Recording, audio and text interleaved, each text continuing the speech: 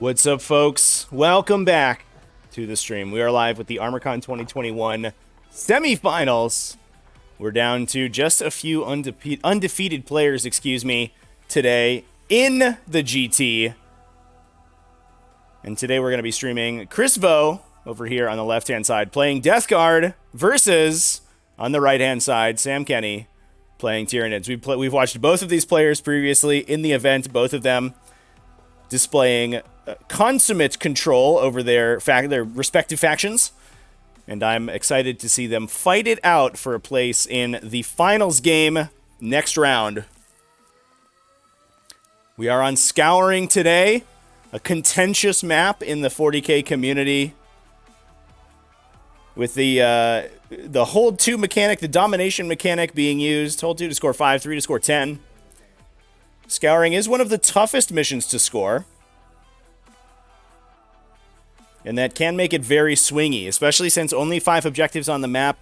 If you can wrest control of a single objective from your opponent for one round, it can end up with a 10-point victory point swing, getting an additional 5 for holding 3 objectives. And if you've already done that, you automatically will get the final 5 for holding more than your opponent if you could hold 3 to 2, which means that this mission can get a little dicey and a little swingy. It also tends to favor the factions that can take and hold that center objective, and that, in this case, certainly benefits Death Guard, although Tyranids definitely have some ways and means of fighting back past that, the strength of the Death Guard there. Thanks for the follows, everyone. The Death Guard, obviously, with that damage reduction, their high toughness values, good saving throws, are going to be able to run some Death Shroud Terminators onto that center objective, cover them with covering fire from the Plague Burst Crawlers and Volkite Contemptors, and basically use them to bully the center of the table. That said, on Samuel's side, the benefit that Tyranids have in this matchup is absolutely unparalleled border control. Tyranids are the fastest army in 40k, and versus Death Guard, which are one of the slowest, they can definitely use their mobility to threaten not only some of the backline elements that Chris has, laying down his fire support, but also deal with some of his flank objectives. And one thing that I think Chris is going to have to be worried about is some of these fast Tyranid units like Gene Stealers running around and grabbing those side objectives and just being really annoying. Go ahead and update the score sheet here with the secondary objectives. In this case, we see Chris with a strategic scan, pretty common pick. That's the mission-specific secondary. It's an action you can perform, which completes at the beginning of your next turn, and you score at the end of the game depending on how many objectives you have scanned using that secondary objective. Oops. Excuse me here. One sec, chat. I apologize.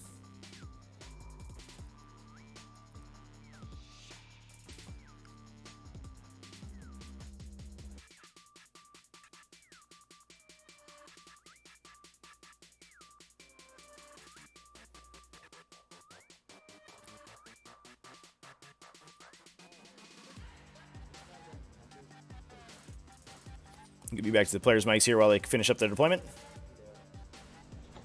We're just sticking back there and see if that has range. Yes, Skedaddle, using the TT objective markers, Tactical Tortoise objective markers today. If you want a set of your own exclamation point objectives in the chat, we'll get you the link there. Those are made by our good buddies over at 3D6 Wargaming. Phenomenal neoprene printed materials that they make over there, and including these awesome Tactical Tortoise objective markers. So a lot of you play these on TTS. If you want to play them in real life as well, you can do that too, which is pretty sick.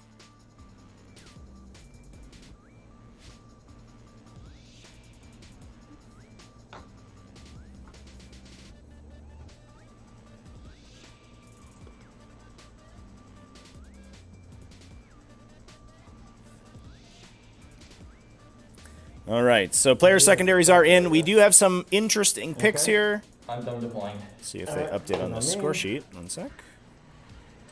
Chaos Lord. There we are. Valley Man.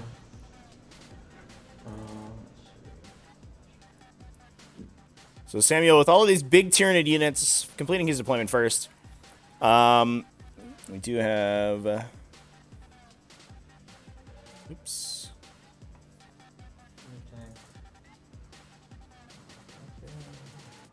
My apologies, chat. These didn't update correctly. Let me see if I can fix that. Super professional today. That's what we're doing. What's the range on the Exocrine? 36. What's his weapon? Strength 7, AP 3, 2 damage. Okay. Can be boosted to 3 damage, and it's 12 shots if he stands still. And I'm a strat to make him count as stand still. Okay. And then I got my...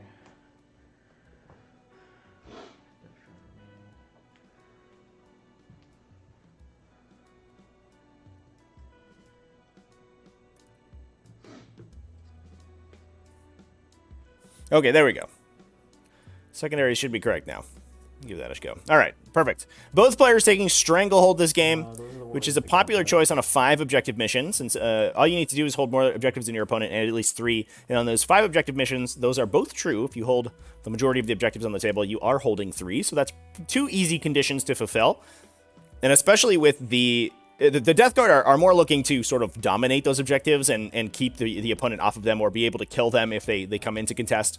Whereas the Tyranids are oftentimes better at grabbing those stranglehold points just by running these small OBSEC units onto the table. Looks like we have the roll to go first here. Sam in with a 5, so it looks like we are going to get Tyranids going first. That is a big boon for Tyranids, especially on this... on this mission, going first is typically a pretty big deal, especially if you're trying to strategic scan. Having to start your strategic scan on the bottom of 1 and then complete it round 2 rather than being able to do it top of 1 before your opponent has the opportunity to do anything to you. It's pretty good.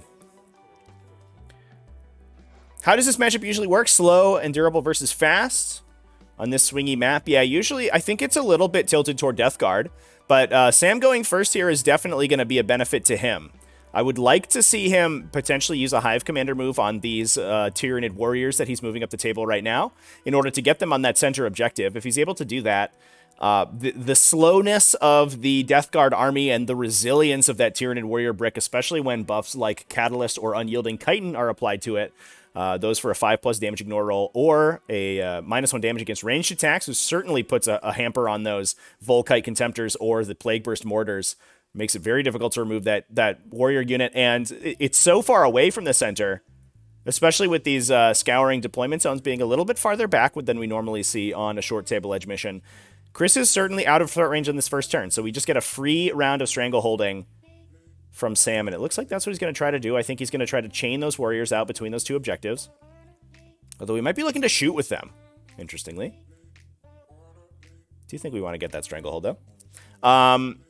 In terms of our other secondaries, we've taken Retrieve Octarius data on Sam's side, as well as Psychic Interrogation. Psychic Interrogation, I think, is a little bit of an interesting one. It is a psychic action. Goes off on anything but double ones, if I remember correctly. But it does require line of sight, but it has a 24-inch range. But that does mean that one of your casters is going to be basically doing nothing that turn. Now, in Tyranids, a really good caddy for this psychic action is the Broodlord, because he only has 1...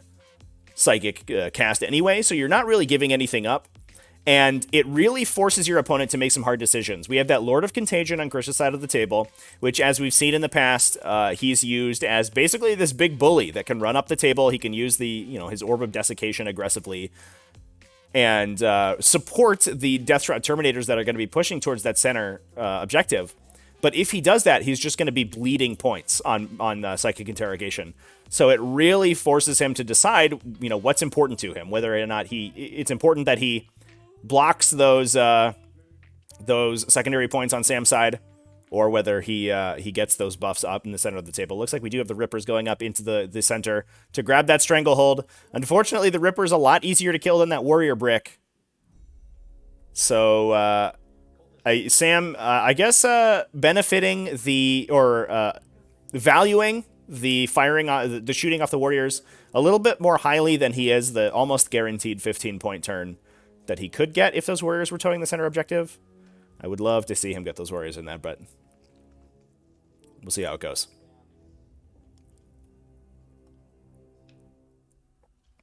But like I was mentioning before in response to Whitebot Frick's question, I think the matchup tends to be very even, Death Guard versus Tyranids. It does require the Tyranid player to be very good. You can't make any mistakes and accidentally give up any ground to the Death Guard player. But if you're able to, use your mobility effectively, I think it can be a very interesting and dynamic matchup. The downside in this case, obviously, is that Scouring, I think, benefits the Death Guard. But obviously, Samuel going first is going to help him quite a bit. Yeah, the Psychic Interrogation play is pretty sick, chat. We had a lot of stuff moving on to that top right objective there. We have the Broodlord as well as a unit of Raveners on the table. And this is one thing that I love about Samuel's army. He takes a lot of these like lesser played units. He's got Raveners in there. He's got a foot Hive Tyrant, not even a flying Hive Tyrant. He's got a bunch of warriors, a big warrior brick with enhanced resistance to ignore AP1 and AP2. Definitely makes it much harder to punch through with those Plague Burst mortar shots that are only coming in at AP2. And on top of that, with Unyielding Chitin making the -1 to damage, it's super difficult for a Death Guard army to remove this warrior unit at range. They'll get there eventually. But for a warrior unit that only costs about 200 points, it takes more than 200 points to remove. And a lot of times you're better off sending those Plague Burst Mortars somewhere else, probably at the Hive Guard, if they are in range, although their range isn't phenomenal. We do see, interestingly, this Hive Guard unit is placed very defensively in order to hide from those Plague Burst Mortar attacks, but unfortunately that means that I don't believe Samuel is going to be able to shoot them for at least the first round, which is a lot of expected damage that he's losing. That is kind of a weird attribute of the Scouring being, having that relatively long rush distance between the two deployment zones. Is that the two armies are a little bit farther back. So this indirect fire that isn't super long range is not going to be quite in range. Now all of the Tyrants are moving up and hiding behind this line of sight blocker on the right side. Although it does look like they're going to be in range. I apologize, chat. They're going to be in line of sight of the Volkite Contemptors and the Entropy Cannons. I think Samuel's just hoping that he can sort of threat overload on that side of the table. And he's basically guaranteed that especially if Chris splits his fire, he's not going to be able to remove one Hive Tyrant. We do have a 4+ invulnerable save on those guys, and they can CP reroll to keep themselves alive a little bit. And I almost wonder if we see a Catalyst go down on one of the Hive Tyrants, either Swarmlord or the Smashy Hive Tyrant that's on the top right there, in order to keep them alive. Now, one thing that we should mention on Chris's side of the table is that we have To the Last as one of our selections for secondary objectives that is going to hit. I guess I can note that down here. That is going to hit the Plague Burst Crawlers, which are very difficult to kill and backline units, which means they're difficult to get to. And especially a T8 backline unit is very difficult for Tyranids to interact with. Like an Exocrine doesn't really damage them, especially with that -1 damage, having the incoming damage from that Exocrine shot. And Hive Guard, not having a great time shooting at them. But that Smashy Hive Tyrant does give Sam an out to kill those guys. With the Voracious Appetite, it's not unheard of. It's not unlikely that a Hive Tyrant kills a Plague Burst Crawler in one swing. And one thing that Sam may elect to do is use a double fight in order to guarantee the kill on those guys. And every time he kills one of those Plague Burst Crawlers, that's 5 points that he's removing from his opponent. If he can use this, assuming this line of sight blocker blocks line of sight to the Hive Tyrant, I'm actually not sure it does. The Hive Tyrant might be too tall, which is a little awkward. But if he can use the line of sight blockers effectively, he can potentially get in with a double move. If he can remove enough of the Poxwalkers, for sure, he can kill a Plague Burst Crawler and then use the overrun stratagem to get back. Woo! That's a perfect line, chat. I don't want to... I'm an artiste. Advance and have them count as... It's just a regular move. Like, Yeah. You can do that shit on. Yeah, they FAQ'd it that you cannot. You can fall back and do it. Because it counts as stationary thing, as per the Tau Monta FAQ. Yeah. So it looks like we're actually advancing the Hive Guard. You can't really must do it. Interesting, yeah. This is very aggressive. I don't dislike this play, though. These guys will deploy Rod in this sector. Okay. Because they just regular move. So 1 Noctarius data completed. Psychic. Big guy back here is going to start off with a onslaught. So very much trying to snake eyes on the first psychic test of the game. Taking Brutal. And he's just going to eat it. 2. Oh no, that's not what you want to see. I'm glad I did not Top advance of him. 1. Ugh. Not a great start for Sam. Come on, Resonance Barb. Good. Symbiotic Storm, the Exocrine. Alright, what does that do? 6 ups, exploding hits. Okay. I'll enjoy it while I can. Then nothing to smite. This guy right here is going to... Can't see any of your stuff, so... Well, he can see that. So I guess he is going to attempt to the horror for a -1 hit, -1 leadership. Yep. Fails it. Swarm Lord is going to Synaptic Lure. Goes up. He has reroll charges against this talent. So we are angling on Sam's side to smash into that Plague Burst Crawler on the top left. Up over here, that Synaptic Lure is going to give the Hive Tyrant reroll charges when it double moves in. Unfortunately, failing that onslaught means it can't advance on that double move and charge, which makes things a little bit more dicey to get it on that charge. But fortunately, the Synaptic Lure looks good. We do have Storm and probably Symbiotic Devastation on that Exocrine to hit the Poxwalkers and hopefully remove them. And that I think is why we saw Sam measuring his Warrior move to make sure that they were going to be in range of that Poxwalker unit as well to remove them. For Exocrine counts as stationary. Yep, there's the Symbiotic Devastation on the Exocrine, counting as stationary, so it's going to give it its +1 to hit and doubling its attacks, or firing its gun twice. Then... T8, how many wounds? 12. 12 wounds.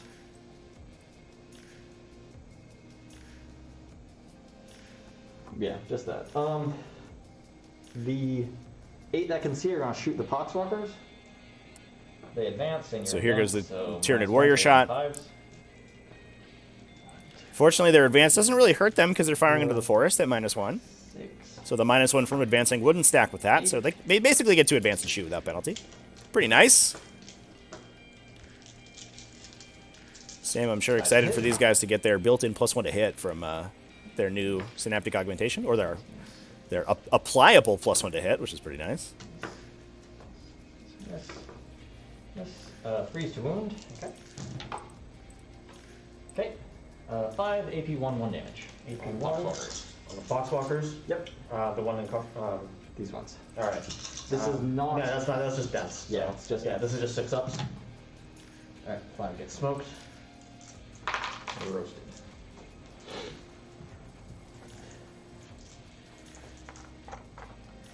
Alright. Exocrine empties the clip at the Tonk. Empty away. Just mag dump it. Alright, so you're -1 to hit, so I'm hitting you on 4s, still get exploding 6s because Exocrine's +1 to hit. Okay? So the Exocrine, interestingly, firing at the Plague Burst Crawler, not the Poxwalkers. Stationary. We're going to hope that we can potentially double tap with the Warriors to try to clear those guys out. But it shouldn't, now that we've gotten the ones that are directly in the way, the charge from the Hive Tyrant shouldn't be that hard. Looks like only 3 wounds going through. AP 3. 3, AP 3. So number 5. And those 5-up invulnerable saves. 2 damage, reduced to 1 each. Alright, so I'm Pings him for 2, yeah. Yeah. Not a phenomenal amount of damage coming out of the Exocrine. Unfortunately, -1 damage on that guy is pretty brutal. Swarm Lord is going to order him to move. So here comes the Smashy Hive Tyrant. That looks like it's going to be a relatively long charge onto the Plague Burst Crawler. Really needed that onslaught, I think. So it looks like a 7. He does have +1 to charge with Adrenal Glands and a reroll, so it's a 6 rerolling, which is a pretty good odds, but if he fails it, it's going to be really rough. No, he has +1 to his charge and he's rerolling charges. Alright, So 8 what's the becomes distance? 7. Oh, and we have the inexorable strat in the bag here 8 to potentially becomes 7. reduce Well, his actually, no, charge that's a even 7, farther. so I only gotta go within an inch. Yeah. So 7 becomes 6. 7 becomes 6. All right. And you reroll charges. Yep. All right. I'm gonna just spend a CP to just make that a little bit harder for you. Oh, fudge. Perfect. So you need 8. Ooh, actually, I can do a thing to give myself 3d6 charge if I also clear the Foxhawkers. Because they lost a model to Yeah. a ranged synapse unit. So, yeah, I'll burn a CP for that. So I have extra d6 drop 1. Okay. So you're down to 7. I'm down to 3. So Charging them both. Yep. Still need the 8 on 3d6. Drop the most. Reroll the charge. And he gets it. Yep.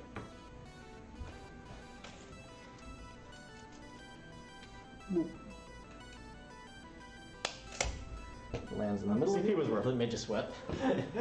Made me burn a CP. And you don't regen stuff like I do. No.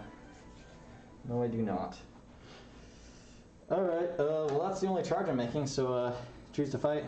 Yeah, excellent use of that Hunter's Drive stratagem here. That's an easy one to forget on the Tyranid side. Okay. And it does mean that that Hive Tyrant's going to be locked in and unable to overrun away. 6. So it's probably just going to be killed by the Death Shroud Terminators, but at least we get rid of one of these Plague Burst Crawlers. And 5. Really heads up play from the T8, yes. from Samuel there. Give me some more mortals, guys. Alright, I'll take it.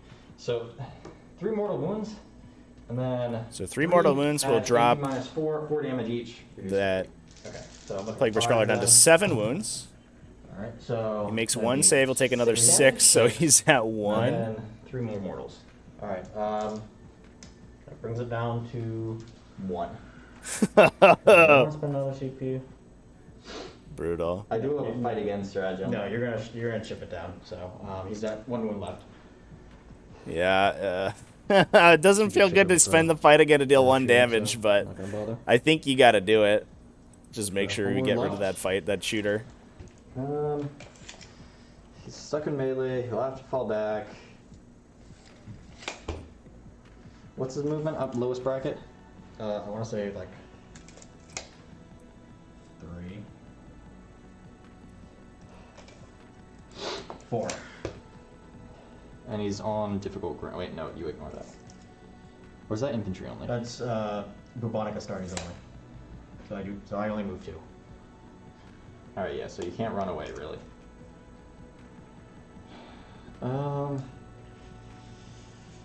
you know what they say, firm in hand is worth That resilient is I'll disgusting. burn 3 to fight again. Yeah, here we go. Here's the fight again. We got to get rid of that Plague Burst Crawler right now.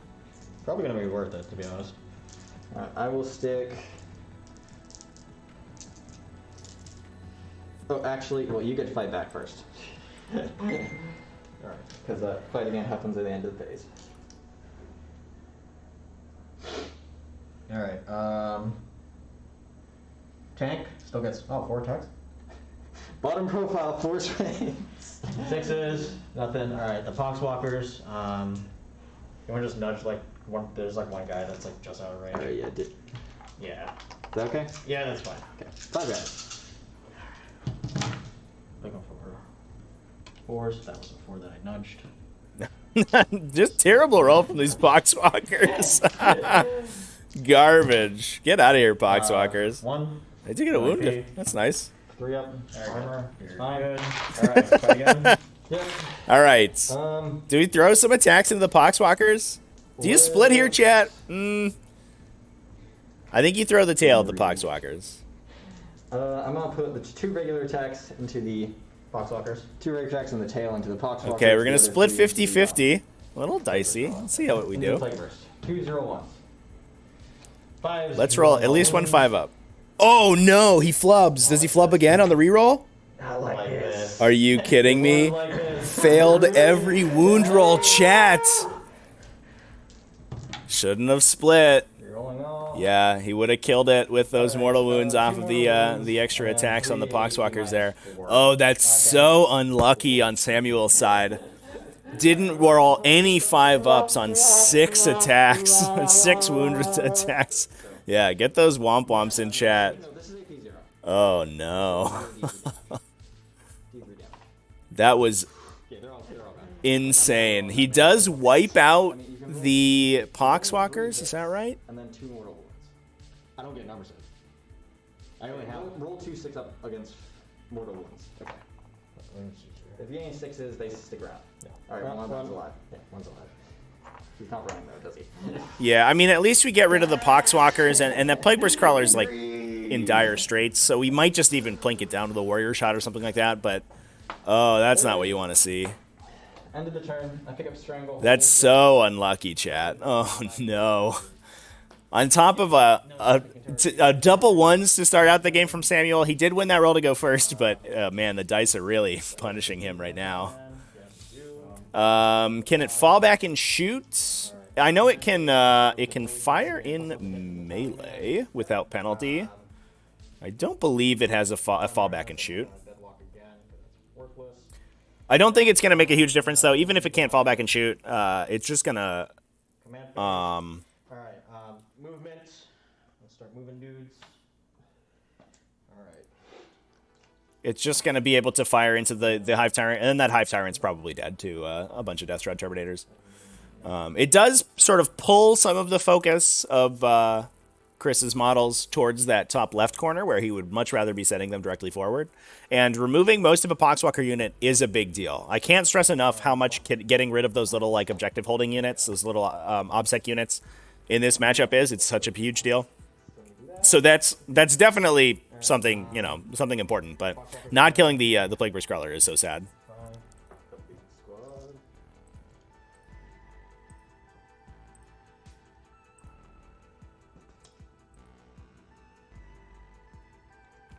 Yeah, it just doesn't suffer the penalty for engagement. It can't fall back and shoot, to my knowledge. There is a single Lictor in reserve for the Tyranids, and that's it. Everything else is on the table. Fall back? The difficult fall, count for fallback? Yes, it does. Shit, so I can't even fall back. Fall back, watch me hero into you if he sticks around. I mean, he's getting charged by Death Shroud Terminators. There's no way that doesn't happen. 2 is just 2 inches, but... And he's going to fall back. All right. Escape. So now we're on plan, make 1 billion invulnerable saves, I think, on Samuel's side here. Now, I do want to mention he did he got really aggressive with his Hive Guard in the back corner. They moved out of out from behind the line of sight blocker. And while he does have a couple guys in cover and a couple guys potentially in dense, we do have the potential here for a Volkite Contemptor to just light that unit up. And a lot of times, the game is won or lost on how quickly you can kill Hive Guard. And if the Hive Guard are able to get lit up right now, it could be really brutal for Sam. But that said, if those Volkite Contemptors are shooting at the Hive Guard, obviously they're not shooting at the Warriors or the Hive Tyrants, so that's something. Going, what, 3 inches now? Yeah.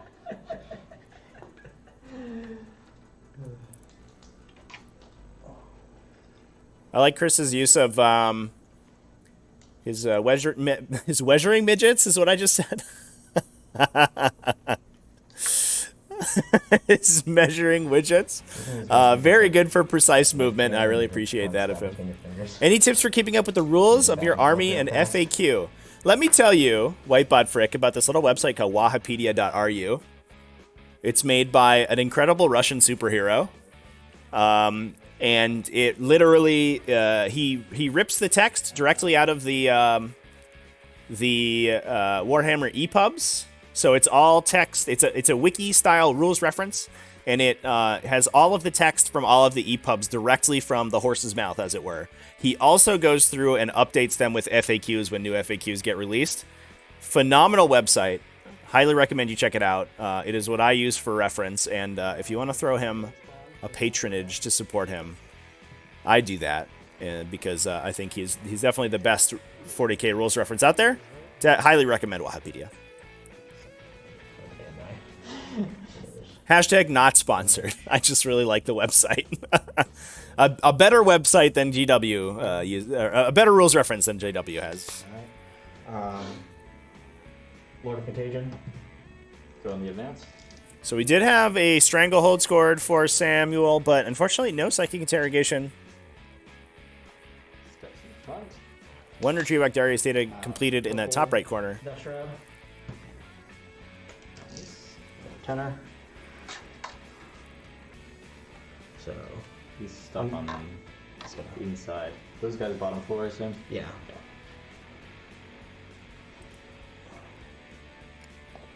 It looks like look at I love this chaos spawn down here, chat. So, This little guy right here. Look at this little froggy boy. He's so pretty. I love him. Light Spawn. Badass profile chaos spawn. 23 points for super tough 4 It's wounds. a really decked out Demon Lord, right? Or The Lord of Contagion. fancy guy. He is a fancy guy. He's got what? Does he have the ignore if you want 2 thingies? He doesn't have, no, he's just, his trait is the AP aura. Oh, okay. Yeah, he's not my Warlord. The Warlord is the FL Blight Spawn. I see. Let's see. So I appreciate Chris's play here. One thing I do want to mention, he does have the Lord of Contagion is leading the charge right now onto the center objective.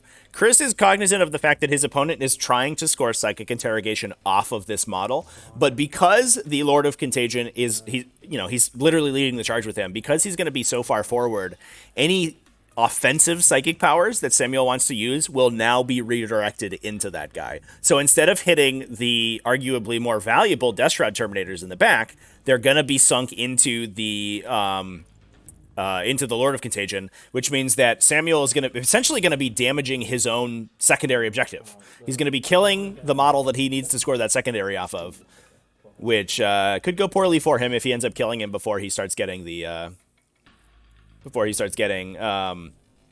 those Psychic Interrogation points. Dirty Boys are gonna March into line of sight. Yep. Just gonna get in there. These guys are just gonna Shuffle 5. These guys are just gonna menace that High Tyrant. in as well. These Man Reapers aren't just for reaping men, you know. They're also for reaping He nightmarish alien monstrosities. is that 12 inches? That's Ringwraith, I appreciate the kind words. Okay. Pretty happy with how the setup comes out. This is our first in-person stream, actually, at this event, so if you like it, a lot of times we stream TTS over here on Tactical Tortoise, but we'll have a lot more in-person streaming coming up over the next couple weeks. I'm moving into a new location that has an in-person stream-friendly area, so we're gonna be able to do some battle report style streaming. the guy with This guy. Yeah. That's a once per game though, right? It is a once per game, but it is designed So- exactly for this scenario. Yeah, it looks like we're lining up a Plague Skull That is going to be from the Death Shroud my champion. moves. I'm going to use the Plague Skull onto your Flyrant there. You got it? So 7d6. Plague Skull. 4s are mortals, 6s are d3 mortals. So roll high. That's not bad. Alright, So 3, plus 3. 6 mortals. 6 total mortals. Catalyst feel no pain. Feels 3 then. Okay, so he takes 3 mortals. Yep. Okay. Down to 9. Okay, onto my shooting phase. Yep. No. Plague You Skull. gave it up. The Plague Burst, not the Plague Burst, the Death Shroud from them, shooting their short guns. Yep, 8 shots. Okay. These are strength. I'll be getting your prime come to 26. I appreciate it, Ringwraith. What's your toughness? 7. We have a lot of streaming planned between now and then. Am I in range of the Blight Spawn? Between here and the YouTube channel as well, we're going to be doing a ton of streaming. Rolling all of these.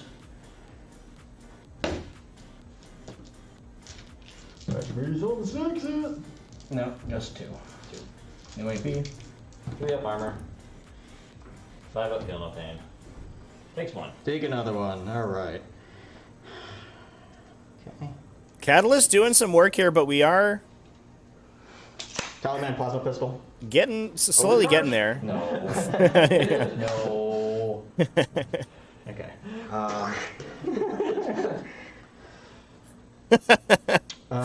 Playing with fire, overcharging the Tallyman's plasma pistol. So I've seen it work one time, but oftentimes he just dies. shoot over here. These Cultists are shooting. actually no, they're going to shoot the Rippers here. Cool. So all 10 are in range, none in rapid fire. So that is a cool 10 shots. hitting on 4s. No rerolls because they suck. That's not bad. Toughness 3. Sec 3, so looking for 4s. 3, no AP. 6 ups. He made 1. Nice. One of them is wounded. Yeah, so trying to keep those Rippers alive. I think we're probably going to see a Volkite Contemptor dedicated to removing those guys. Stand with The cultists, they didn't advance. Yeah. The Poxwalkers can't. the only thing they can do is spread the sickness. Got it. So. Let's see, what else? I'm gonna try to see if that's shooting, so.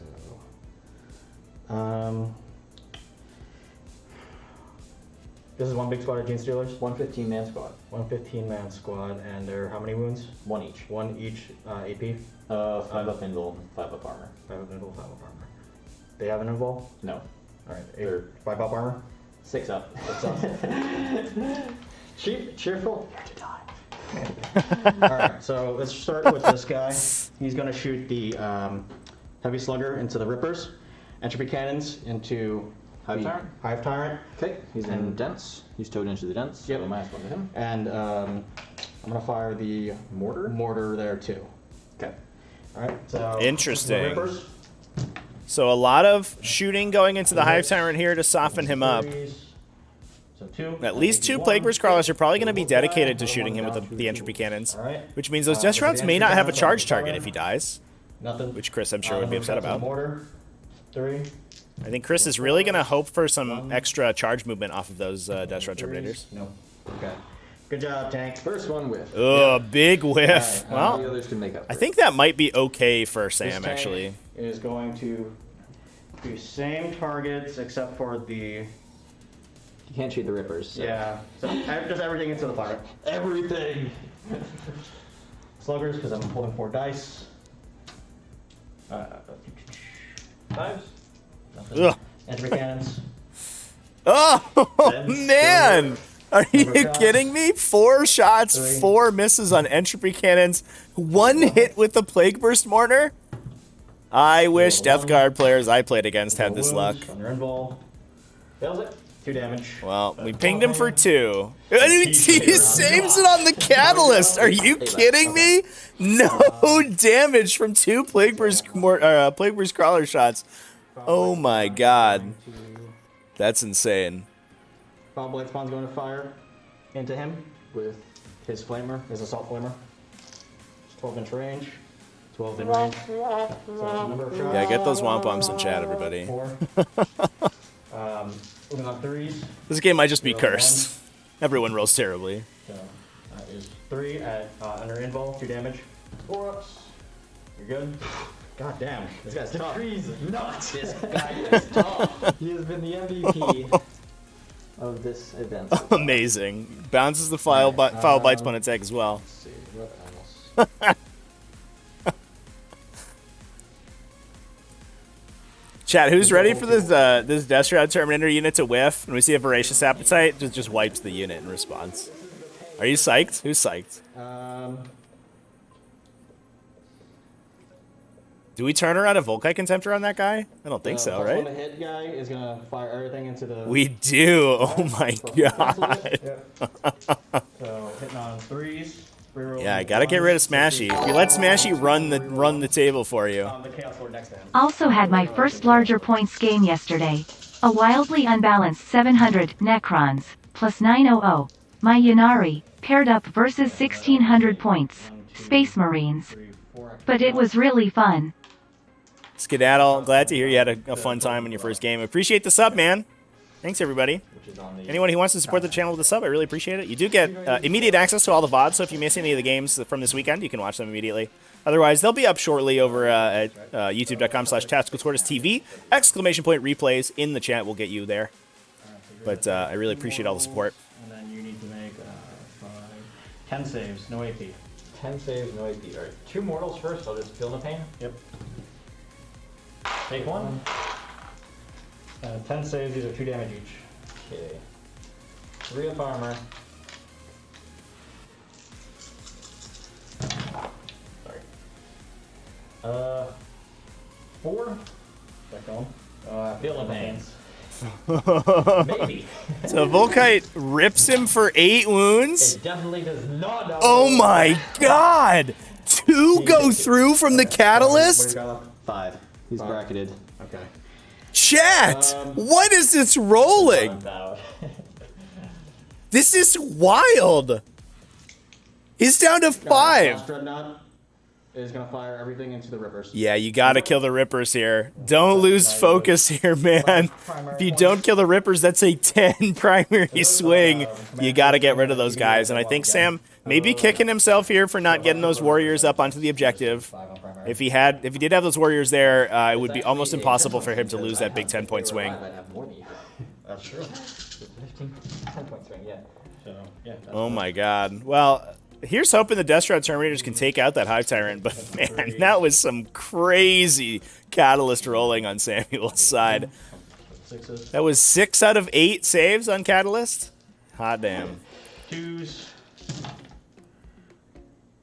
Yeah, I mean, I think we're seeing good defensive dice, but terrible offensive dice on both sides. They did their job. See how it goes. That's all my shooting. Is it? Yeah, that's everybody. Basically, armies just doing nothing to each other. Melee. Charges, my red Death Shroud are charging. So- They advance. No, the red. These guys suck. Red. Sorry, I saw the. I mean, I saw the capes and I was like, They're also red, I guess, but the front Death Shroud. the front Death Shroud are gonna charge him. Here we go. Charging into the Hive Tyrant. Big numbers. Gets him in there. Gets a bunch of extra movement off of that charge as well. Do a movement. I assume that we see them getting onto the objective 2 there with that charge. Yeah, here they go. Popper Nurgle is pleased with great defensive dice. Yeah.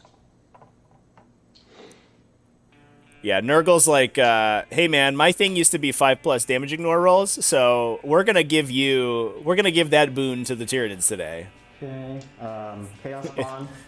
It's going to charge. We'll see how Mortarian's best buddies are feel with about tasting their own medicine, I guess. Yeah, both these armies look great, chat. 100%. We got that nice classic Kraken scheme on Samuel's Tyranids. A lot of airbrush work on there. Chris had very classic Death Guard. I like it. The green and the red looks great. Yeah, is that just out? Did I fuck that up? That's out, yeah. Alright. So out of range of the Chaos Lord's rerolls. I I think probably could have placed them in, but I appreciate Chris taking it on the chin.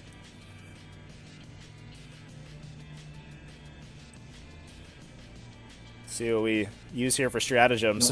Alright. Might go for a +1 to wound. I'm going to do the strike profile on them.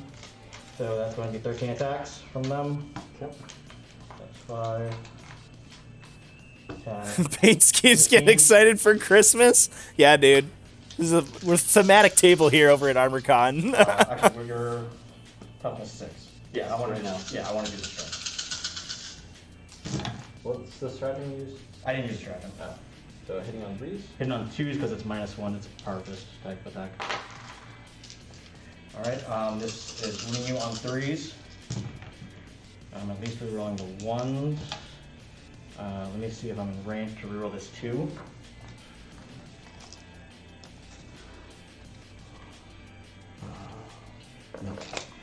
So that is 5 on your invul. These are 2 damage each. 5 on the invul, 4 ups. Takes 2. Oh my god. He feeling pain? He catalysts all of it. Chat, what is happening this game? Alright, The Death Shroud Terminators deal no damage to the Hive Tyrant. Holy crap. What do you do against the unstoppable might of this Tyranid dice right now? Oh my god. See if the Chaos Spawn can get anything. Maybe we bracket him. Oh, jeez. Flyer stands. So that is 4. Your strength 5, so I'm looking for 5 5s. Nothing. Yam. Alright. Whiffed it on the Chaos Spawn as well.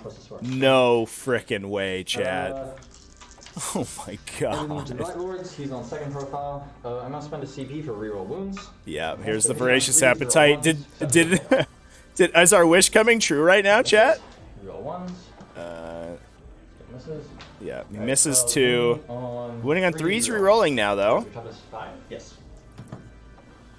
There it goes. And a mortal wound on top of that. Do we see the Terminators get wrecked? 4 damage hits. Alright, so 4 And 1 mortal wound after it all. Dude, I can't believe how lucky Sam's gotten this turn. He started out pretty bad, but I'm gonna spend a CP to reroll. Okay. it is what it I is. can fall back in charge.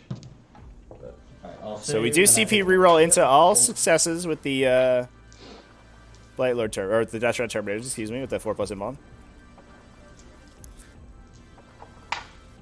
Not technically correct. You actually do have to slow roll your saves. So end of my turn. I don't know if they've rolled it otherwise in this event. I scored. you start scan. That Yeah, that does my command phase, right? Yep. Wow. Okay. Well, I mean the inexorable damage of the a march of the Death Guard will continue. I mean, this certainly doesn't put them out of the game entirely because their army is so resilient and so. I mean, we saw basically no damage dealt to them.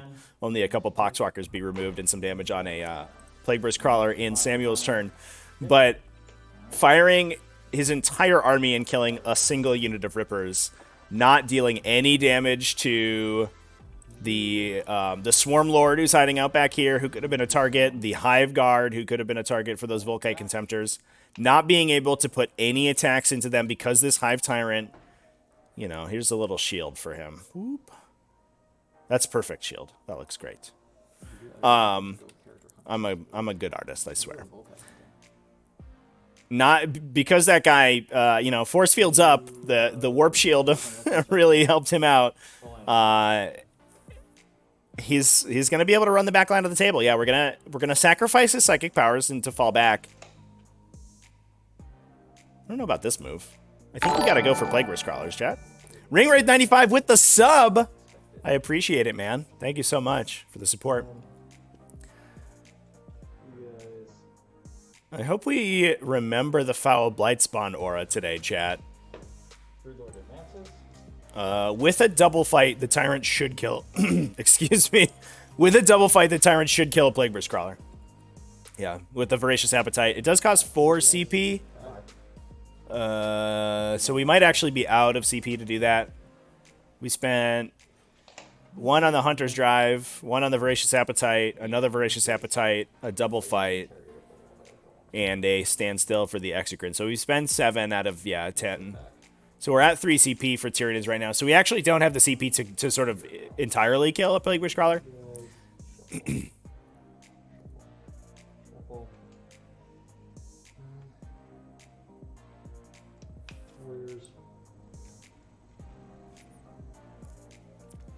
If we had that extra CP, unfortunately, I mean, that was a good use of the inexorable stratagem on Chris's turn, or on round 1, because he was able to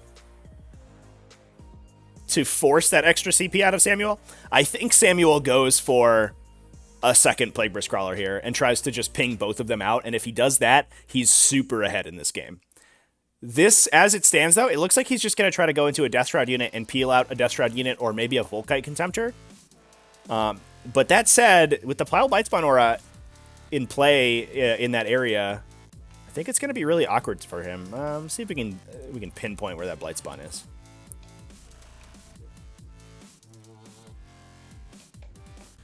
I think this is him. So actually, he might be out of the Foul Blightspawn aura. This looks like where the Blightspawn. So if he charges to here, he might be outside of that 6 inches. So it looks like he might be going for a Volkite Contemptor. I do think you have to remove those Volkite Contemptors as soon as possible. They're almost as valuable as the Plague Burst Crawlers. They do more damage over the course of the game, but they aren't to the last targets, which means you don't just get points for killing them.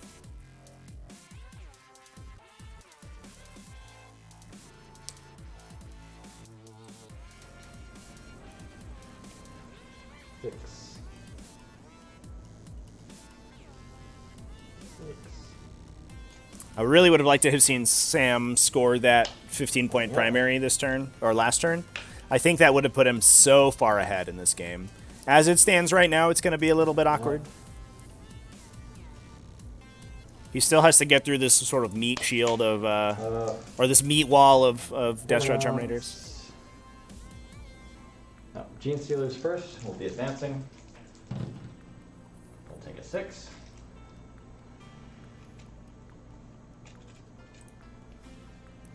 Give my score sheet a refresh here. There it is. Yeah.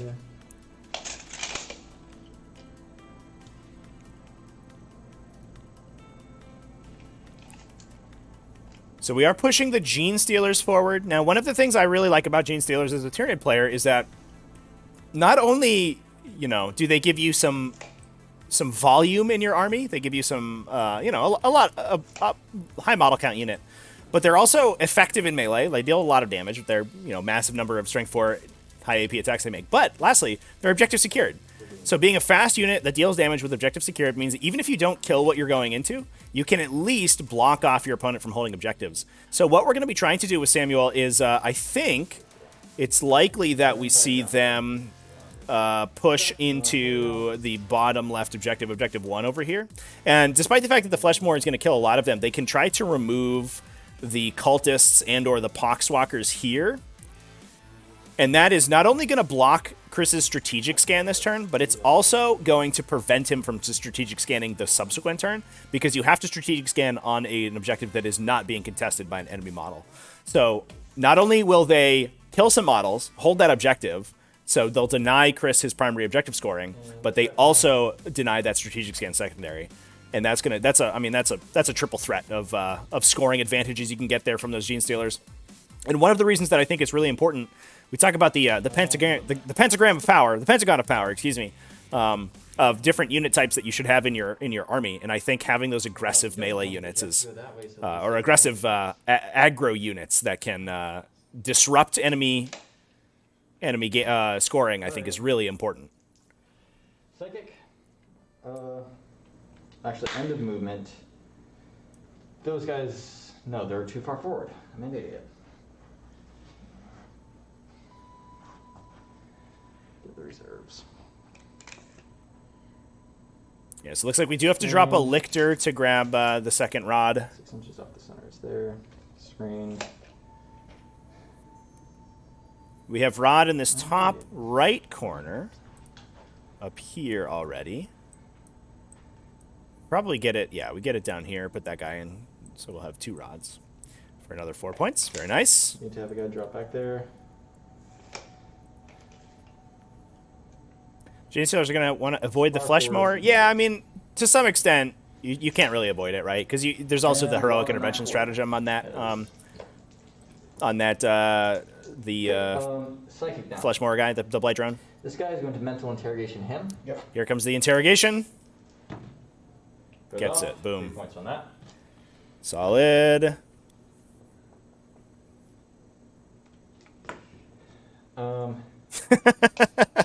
It is a lot of flesh. It's true, chat. Lord is going to. And what you can't do is I mean, we might try to shoot it to death, but if we don't kill it, it does start healing off of the Gene Stealers, and that gets awkward. 5. Take 1. Okay. So we start plinking the Lord of Contagion with the smites. Like we said before, Chris is okay, I think, with just eating the damage on that character, because it is, if he dies, he dies. But it also is going to make Samuel's psychic interrogation much harder in the future. Boom. Goes off. Big 12 with the +1 on the Symbiote Storm. And On the Hive Guard, it's going to make things a little awkward. They are mostly behind that Shooting. dunce cover. Exocrine, everything into him. Yep. -1 to hit. Yep. So Exocrine's going to try to knock out the Plague Burst Crawler that's on 1 wound. 3 0 ones. Hopefully he can peel 4 that out. 0 ones.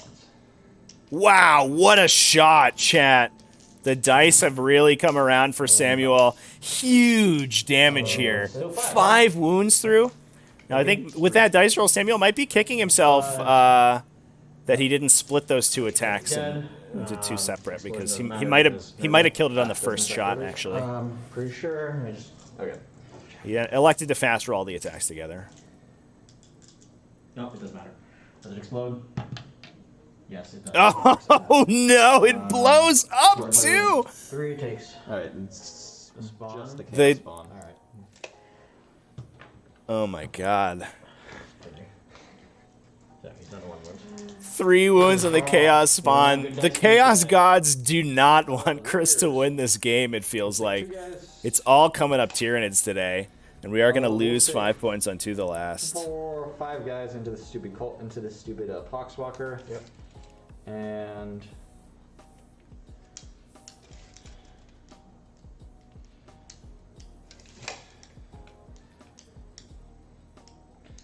5 into the Poxwalker. The remaining 4 go into those cultists. Okay. 1, 2. That's the Foxwalkers? Yeah. Yep. -1. 5 hitting on 5s.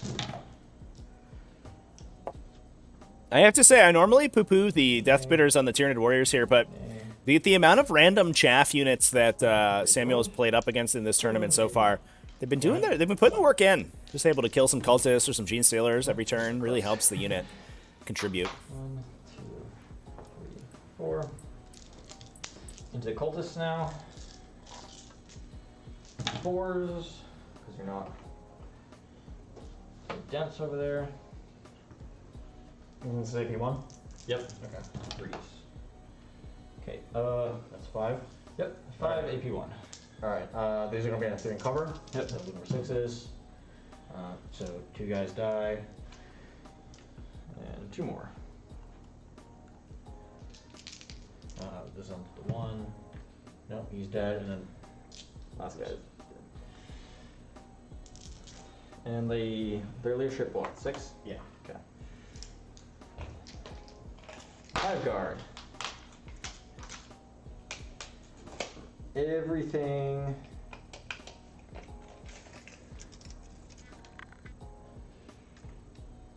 Alright, I got like 2 in range of that Contemptor. Okay. We're going to go into him. Where's the rest going? The other 4 into. We'll take the -1 if I'm shooting over. Yeah, you gotta watch out for that dense cover there and that Hive Guard shot. They're in an awkward position now. The other 4 going into the cultists. So then is it just this one that's in range of the Contemptor then? And him. Okay. Just those front 2. These front 2, but if you're going to shoot with these 4 to the cultists. Yeah, so one of them's taking the -1. Okay. Yeah. The dense cover can be ignored if you can draw a line from your line of fire to the entire base of any one unit in the target unit. It doesn't have to be a unit that's even in range or even in line of sight. So we can essentially, in order to ignore the dense cover, we can with these 3 guys. Looks like this guy is going to suffer the dense cover regardless, but these 3 guys can draw lines like to any of these models. And to ignore that dense.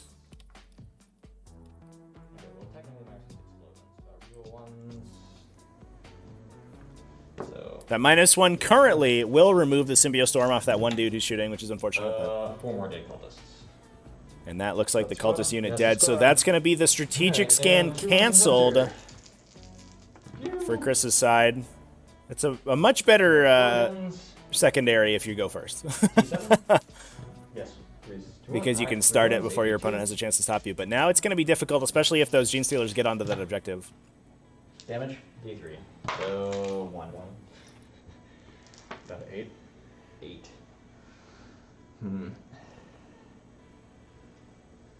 Well, what's the defensive stats of these characters? Not good.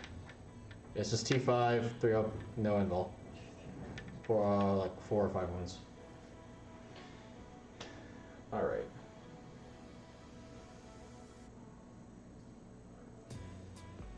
Swarm Lord orders the Gene Stealers to move in advance. Here comes the Hive Commander. So we'll probably send these Gene Stealers toward Objective 1. Although I could see them... Yeah, it's probably Objective 1. You don't want to run into the Foul Blightspawn Aura. Yeah, here they go. Now, we didn't put any shots into the Flesh Mower, so I doubt that, that we're going to try to kill the Blight Drone. So you might just charge into the Poxwalkers and force the Heroic Intervention strat on the Blight Drone just to bleed your opponent's CP.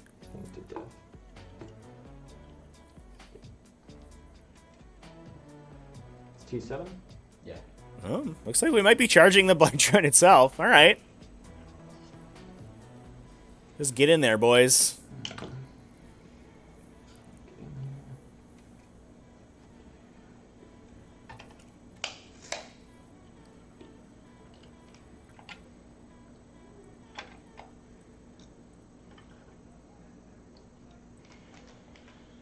Those I can't get in. I'll save the CP and move to charging. He is going to go into. So what's his? It's like 5 with invuln. He has no invul. He has no invuln. Okay, him and the Contemptor. Yeah, Okay. so gonna try to knock out How the many ones do you have left? Tally I have Man. 5 left. No Catalyst.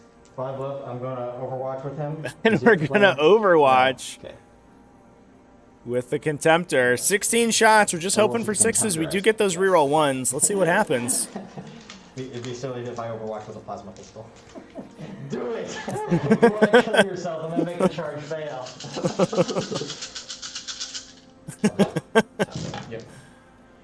Oh, looks like a lot of hits through so far. 4 hits. Alright, and you're charging the glowy one, right? The one on the right, yeah. Yeah, so that's 4 extra hits. So it's the explode. So Yeah, so 4 hits turn into 8 thanks to Toll Keeper. Brutal. So we'll see those 5-ups to wound. That's the real clinch here. So that it's gonna be 4 mortals, 5 saves. Oh, man. Come on. The dice come back. Damn. Alright, does he explode? Yeah! He does. The final defiance.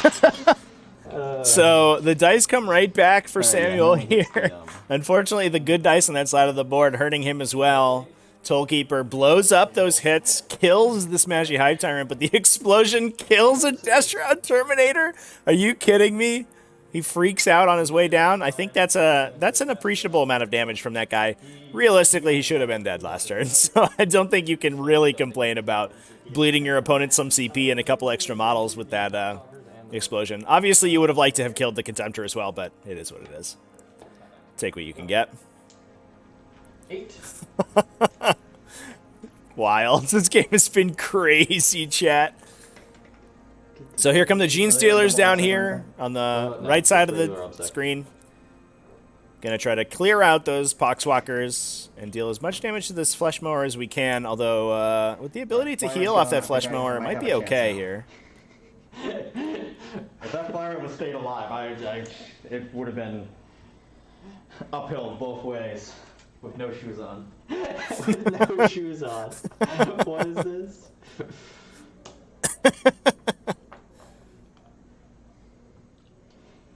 Alright, you gotta be back a bit, actually. And I'll go for the long bomb charge. It's like a 9, I guess, to get around the wall. Alright, there's the warriors. I keep calling it a Blight Drone, but it's a Bloat Drone. I'll spend a CP To be fair. So you need 11. They have a dream on, so 10, I guess. Okay. But still hard. Not happening. How much CP do you have now? 3. Okay, It is a 1 CP strat to heal if the Bloat Drone kills models. Yeah, I guess that's the only charge I want to do. Is the Gene Stealers? Yep. Fighting. And Death Guard, I don't believe, had too many CP remaining. A few more guys in They only start with 4 with the amount of pregame upgrades that they... So I want to have 1, got. 2, 3, 4. Although that Tally Man certainly helps. The, Definitely, I think Foxwalkers. Samuel was excited about the prospect of killing a Tally Man Smashing Hive Tyrant, but 2. it was not to be. How many attacks each do they get? Like 9? 4 each. Yay. When they have over 10 in the unit. When they have 10 or over in the unit. Like 9? One, Yes. 3, How many attacks do they get? 200? 5. 78 The attacks? Fuckers, I will use Siding Towns because you have no save. So hitting on 3 is your only ones. So here goes the Gene Stealers. Big swings into the... Or the Silent Talon swings into the Poxwalkers. 4. You're looking for 4s? Yep.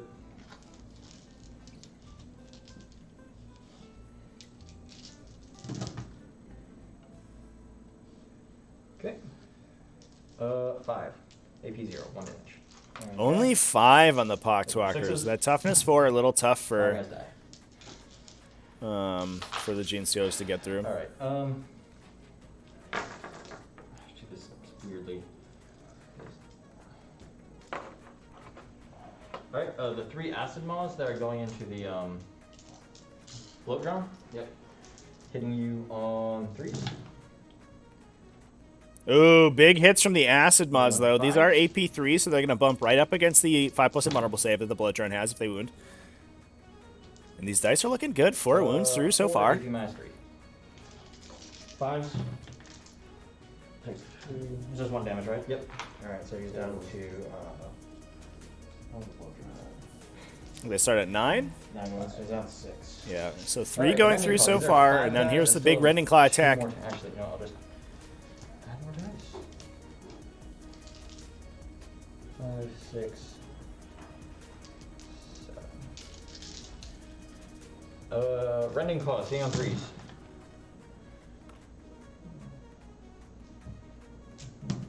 That's a miss. Miss. Cocked. Yeah, sure.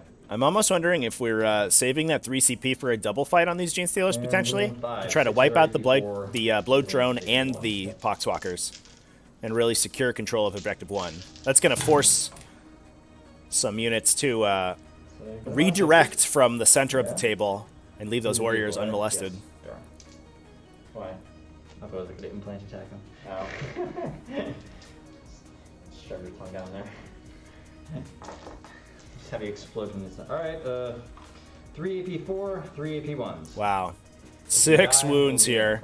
Alright. 4s, these AP 1s. I take 2. You're looking at the rolling 4. styles. And then what, how many? 3 more? 3 more. Yeah, I will. I mean, we do have the dice camera that's like sort of just hanging over the dice box. So some players like to put their hands around the camera stand and like roll around that, and some players like to go on one side and like chuck them in. I'm a chucker, I think, personally. I like to chuck my dice into the dice box. I think that looks very suave when it happens. Alright. So I've got 12 attacks with the flush mower. Hitting on 3s. You're a side tilter. Does that mean you just tilt your dice to whatever side you want? Alright, all but 1. I'm a side tilter because I get upset when my dice roll poorly. All wounds, so that's 11 wounds. Oh, AP my 2 God. damage. Huge damage coming back into these Yeah, 5 Gene Stealers. Oh my God. 11 wounds. They do have their invulnerable save. Okay, 3 dead. 6. This is 2 damage each. Yeah, they don't have any feeling pains. Okay. So 1, 2, 3, 4, 5, 6, 7, 8. 8 dead. Oof. 8 How many are dead. Ugh. 15. We did not demonic gluttony, so no healing on that guy. So he's just gonna be hanging out on. What is that? 3 wounds. 3, 4, 5. Probably get shot to death in the coming turn, but that was more Gene Stealers than we wanted to lose. Especially since we have the Poxwalkers to attack as well. And if we lose too many Gene Stealers, they will no longer control that objective, and that would be awkward. So I'm going to spend a CP for Mutant Strain. Alright. Yep. Here's the Mortal Wound strat on the Alright, so I've got Poxwalkers. 5 guys left, so that's 10 attacks. So 6s will deal mortal wounds to their opponent, 1s will do mortal wounds to themselves. 4, so for 6s. That was a lot of flesh being mowed there. 2 mortal wounds happening. Very nice. Oh, wait, right, you can kill yourself with that. Yeah, so. Alright. I'm looking Two for. mortals so far. So Yep. good. So I'm looking for. I'm toughness 4. Your toughness 3. So that's 3 saves. 5 ups. Nope, 3 more dead, so 5 dead. Okay. What about your dead ones? 6 ups. Nope. 2 dead. So that's still a net for me. Yep.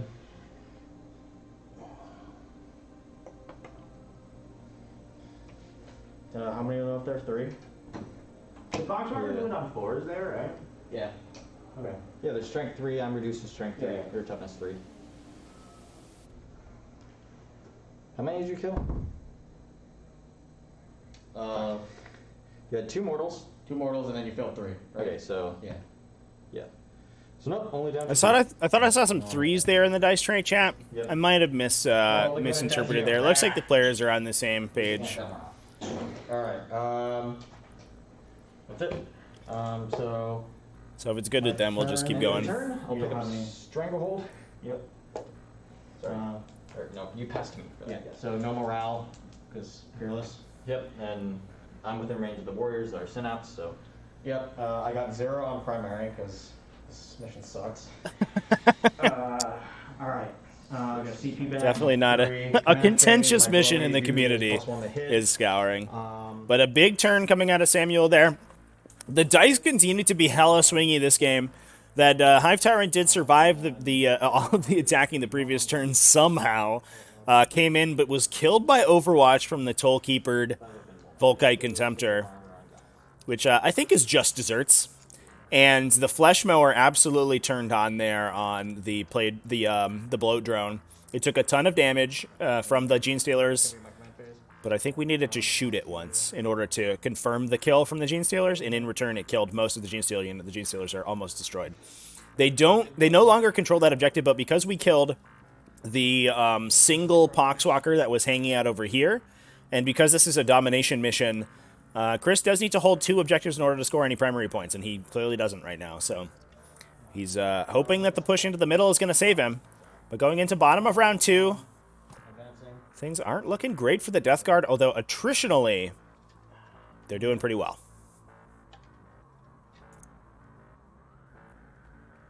This has been a great game so far, chat. I think the dice have been making it very, very fun. Now, a big downside of losing that Smashy Hive Tyrant, in addition to losing the damage output, obviously, that it can give you, I mean, you always hope that you can get that Hive Tyrant in and then get it out with an overrun. You just get a nice clean kill on a Plague Burst Crawler, and then you leave, and you're able to, either fade the melee attack, not give your opponent any charges, or, force some awkward ranged attacks the subsequent turn, which is, unfortunately Samuel wasn't able to do just because of his unfortunate dice in his early turn 1. But losing that Hive Tyrant, this early on in the game means he's down a Smite. And I think also a Psychic Scream. Is that what he has on his Smashy there? Both Psychic Scream and Paroxysm are pretty crucial in this matchup, either dealing more damage or making it making it easier to engage into that Foul Blight Spawn. These ones have the invul. They have a ignore AP1. Yeah, he lost the Psychic Scream on the Smashy Hive Tyrant there. So that is another instance of Smite that's going to be disappeared, unless he has another Psychic Scream elsewhere in the list.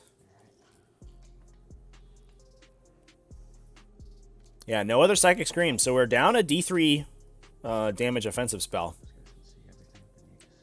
Unfortunate. Those mortal wounds really add up when you start dealing with Death Shroud Terminators. Backing up sounds.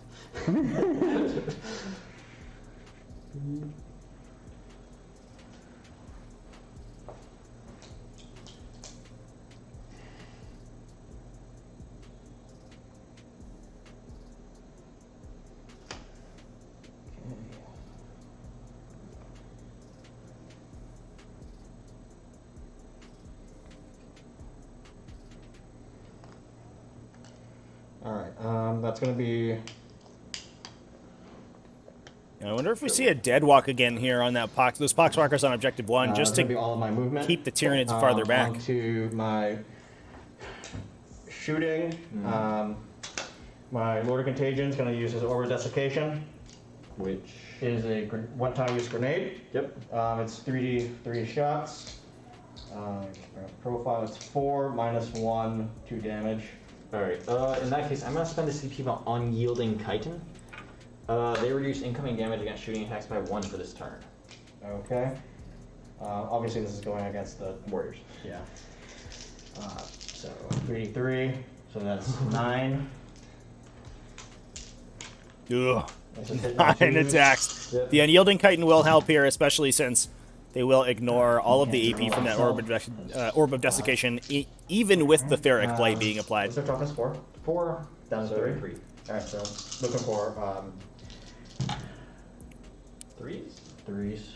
Rolling 1s. Unyielding Chitin in this matchup, That especially is, with a lot of 2 damage weapons on the 6 at Death Guard -2 from in the the Death Guard army, contagion. is going to help a so I don't ton. care about that. Alright, So, this is now 1 damage each. yes. See, I can disgustingly resilient. Now these obstacles, I do believe give light cover, so we saves, could be taking these so on one of them 3s takes behind the 2. obstacle. Okay. Oh, they're vulnerable to blast, aren't they? Yes, they are. Okay. Yeah, that Well, looks like not super vulnerable, but they're vulnerable enough. looks like only 1 Yeah, wound just going get through. on 3. Them. Nice, good stuff. Love it. Minimum 3 per die, so I would have got 9 anyway. No. No, you don't do No, no, I'm sorry, I'm thinking of Inceptors, where Yeah. it's 2 guns and they both get. Yeah, the one unit and the entire That really benefits from it. yeah. Yeah, and Scepter's also so annoyingly you're like the shooting most awkward the model to Foul Blade attack spawn. with, because you have to roll each number of shots on each blast weapon separately, and then you have to roll each of those weapons separately to determine overheats. You can't just like pool all the Inceptors together. Very annoying. Or you have to roll each model separately. Wounding on 2. It's an obnoxious model to attack with. So that is under invul. This is -4. Oh, go punch through. He's got 2 damage each. All right, 1 damage each then. Yep. So, wounded guy is dead, and 1 more guy is dead. So 2 guys get killed by the Blight Spawns, Flamer. Death Shroud, Squirt Guns. Squirt Guns. So that's minimum, it's not blast. So 7, 11.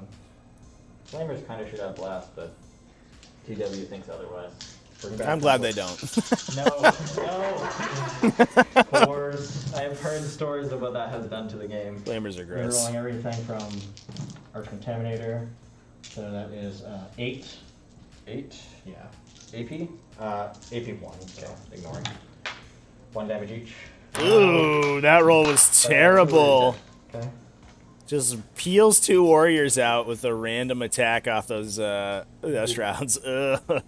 This warrior unit's getting vaporized a little more quickly than Samuel would like, I think. Cultists firing everything. In rapid fire. Yep. 20 shots. Let's see if we can get anything done with the auto guns. 4s. Boop, boop, boop, boop. Winning on 4s. I should get like 5 wins out of this.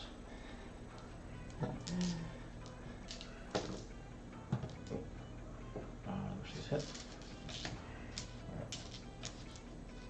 Alright. 4s again. That is 10.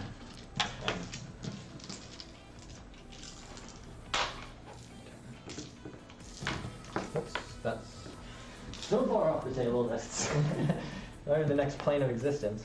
All right, 1 warrior dead. 1 takes 2 wounds. Good job, cultists! Hot damn. Alright. They performed nearly as good as the Death Shroud. Yeah. Yeah, I think we were hoping that these warriors could stick around All right. for another turn, but it looks to me like the Death Shroud charge here is going to wipe the unit. Definitely, I think Samuel was hoping for some more resilience out of those guys. No catalyst on them. Makes them a little bit easier to kill, though. Okay. The -1 damage, does that apply melee too? No. Okay. Shooting only. Shooting only. And that's until End of the phase. end of the shooting phase? Yes. Okay.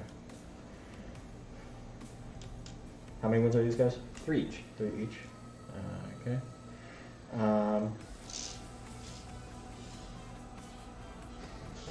range. All right, so that tank's gonna fire. Okay. I'm gonna spend a CP on Disgusting Force. Yep. Minimum 3 shots. Yep, damage 3 shots. So mortar's gonna go into these guys. Yep. The entropy cannons. C character? No. So he's gonna go in the entropy cannons are gonna go into him. And then the slugger, I guess, will go here. Hit the warriors. Yeah. Slugger first. 2 hits. 3s. 1, -2. You won't care. No, he's fine. All right.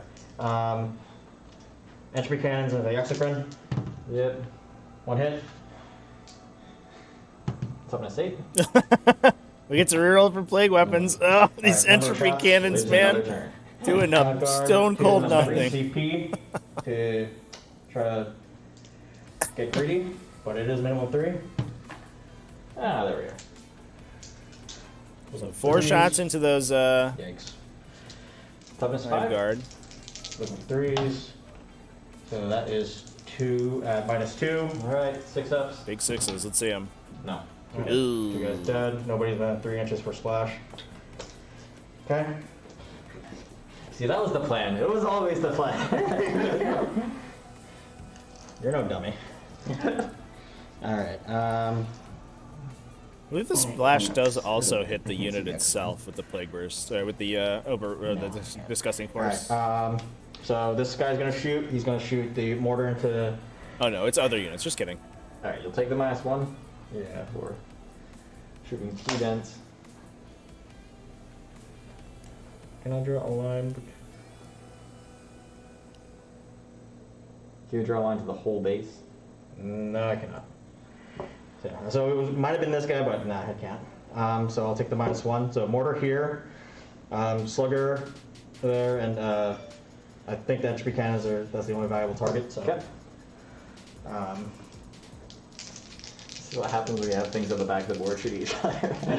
Entropies, hit. Roll a 1 into a 1. So 1 minus. Yeah, he's just dead. It's -5. Explodes. Slugger shots. 1. Takes the wound. Number of mortar shots on the Hive Guard for 2. No longer min 3. 1 hit. 1 wound. -2. 6 up. Good. No. Good. Alright, so I just got the Contemptors left. Alright. So let's see here.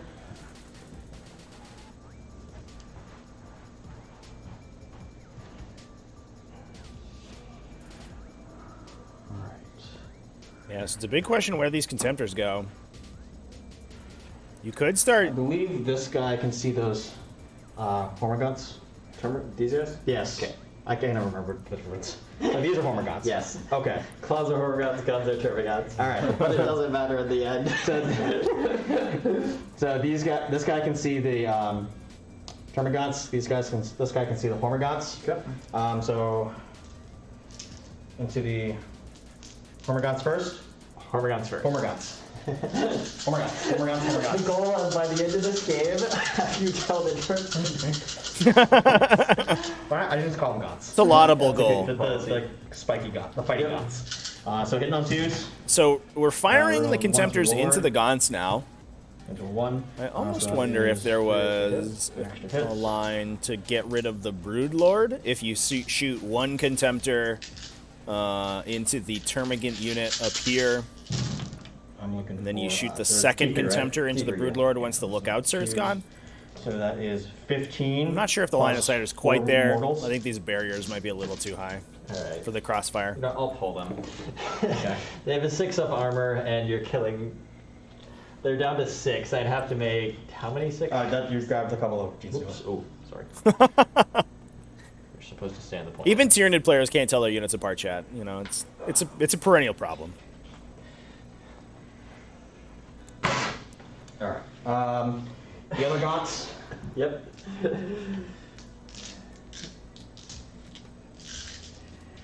All right. These ones are hitting on 3s. Roll 1. Do you add in hits for this too, or? Yeah. So that's 4. Yeah, because it's just the relic. It's not like a like +1. It's an aura thing. Yeah, it's an aura. Neat. All right. 2s. So that's 14, and then 1 mortal. All right, I'm gonna try and roll these ones. This is the 1 mortal. 14. Four. This should be fine. We just have to roll 14? like Six six up ups. saves. No, that doesn't. That's yeah, No, you're fucking nah, super single dead. one. Okay. Well, actually 2, but you know, That's it. it's not enough. Well, that said, I think we're out of shooting to go into that Broodlord, who's now Well, they open. did their job. So the Broodlord will stick around for a while, and the That's Raveners all are my shooting. safely hiding behind that wall. Charges. My Lord of Contagion is charging the warriors. Okay. I think that's it still. Oh, Snake Eyes! Christ.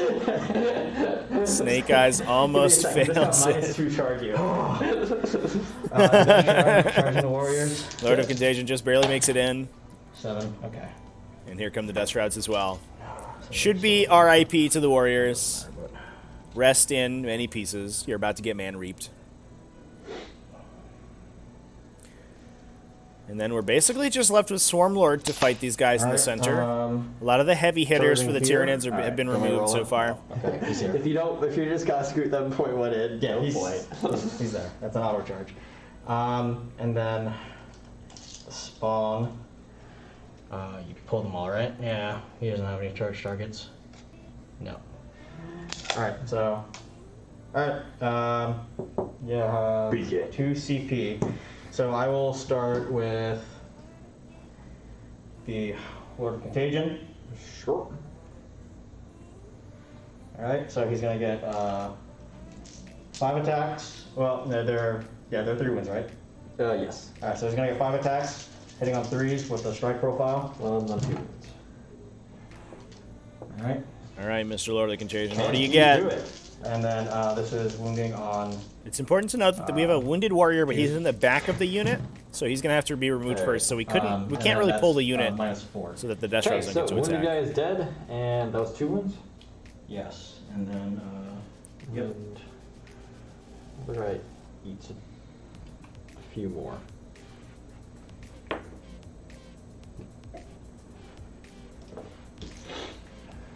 All right.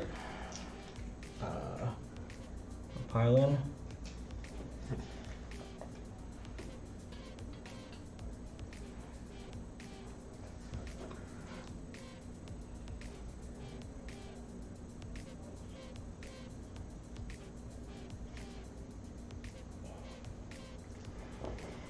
All right, so you ignore AP 1 and 2, right? Correct.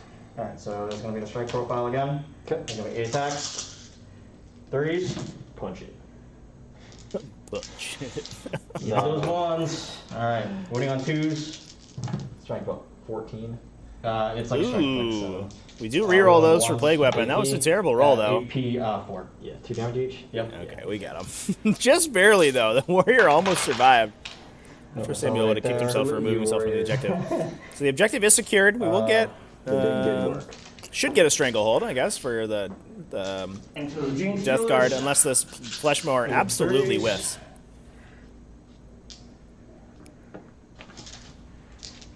Looking for 1s. I mean 2s. Rerolling the 1s. All right, so that is 9 AP 2 9, on your invul. Just casual 9. 6, 9. They're dead.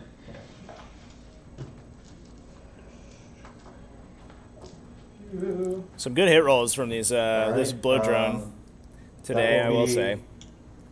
12 Out of attacks have 10 been for me. converting pretty consistently from that guy. He's doing a little bit more damage than average. And start of turn 3 for you. You get a CP. Do I get a CP? Yes. Barely, but yes. All right. 5 points. Primary objective will continue to rack up for Samuel, and he's continued to knock his gotta opponent catch out up. of primary. I gotta.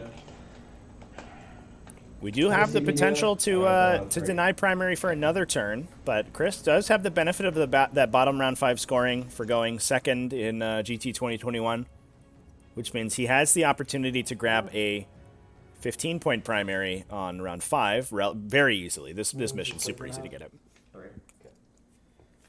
So if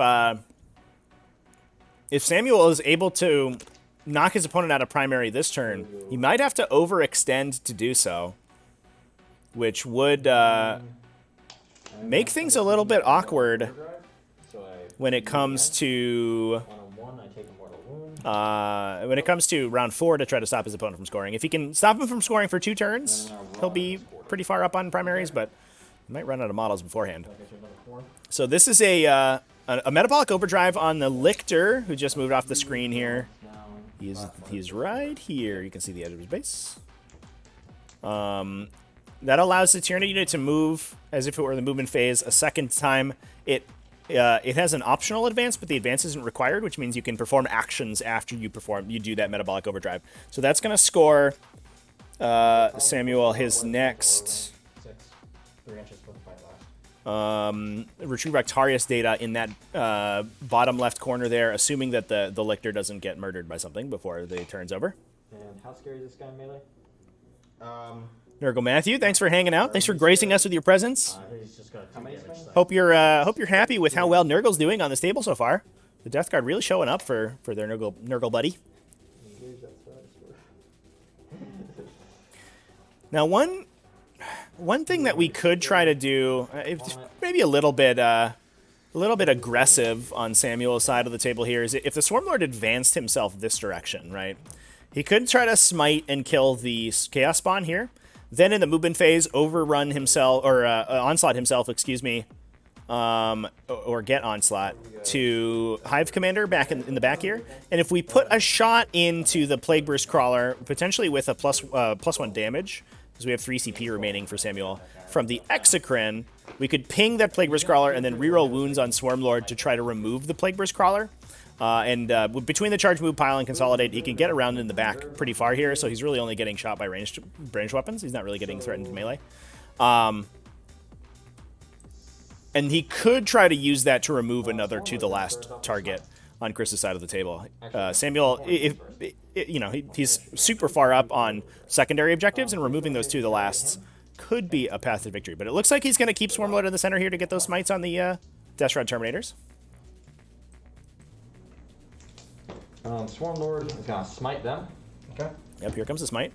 Super. Nah, missed the super by 1. For 3 mortals, kills a Death Shroud Terminator. Good stuff. Catalyst. Fails it. No Catalyst today. As we've seen before, Catalyst is about a 90% damage reduction.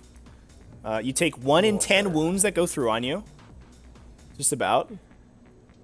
Nah, that's unfair. It was like a 75% damage reduction. He's now going to smite. He has +1 to his cast. So the smite with the +1. Oh, flubs it. He's the damn perils again. He is then going to... Yikes. Symbiote Storm. 6 up exploding hits. Goes off. Get the Symbiote Storm going. The Exocrine. We're enjoying that Exocrine combo while it lasts. It's apparently being removed in Rising Tide. Okay, interrogate. Check.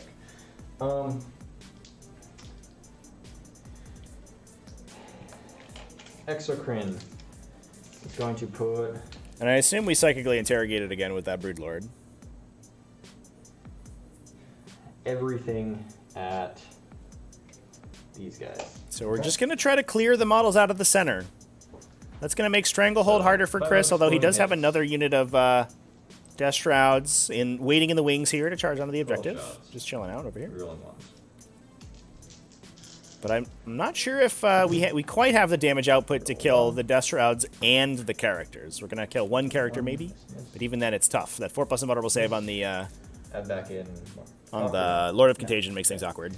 Add back in 4, 5, 6. 4+ invulnerable save into a damage reduction, so Swarmlord only deals 2 damage rather than 3.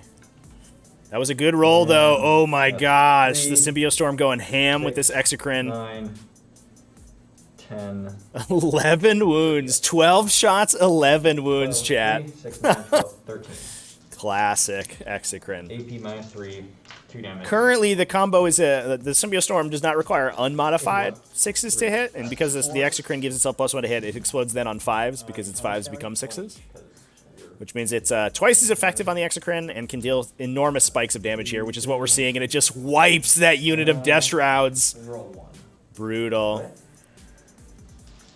The risk is required.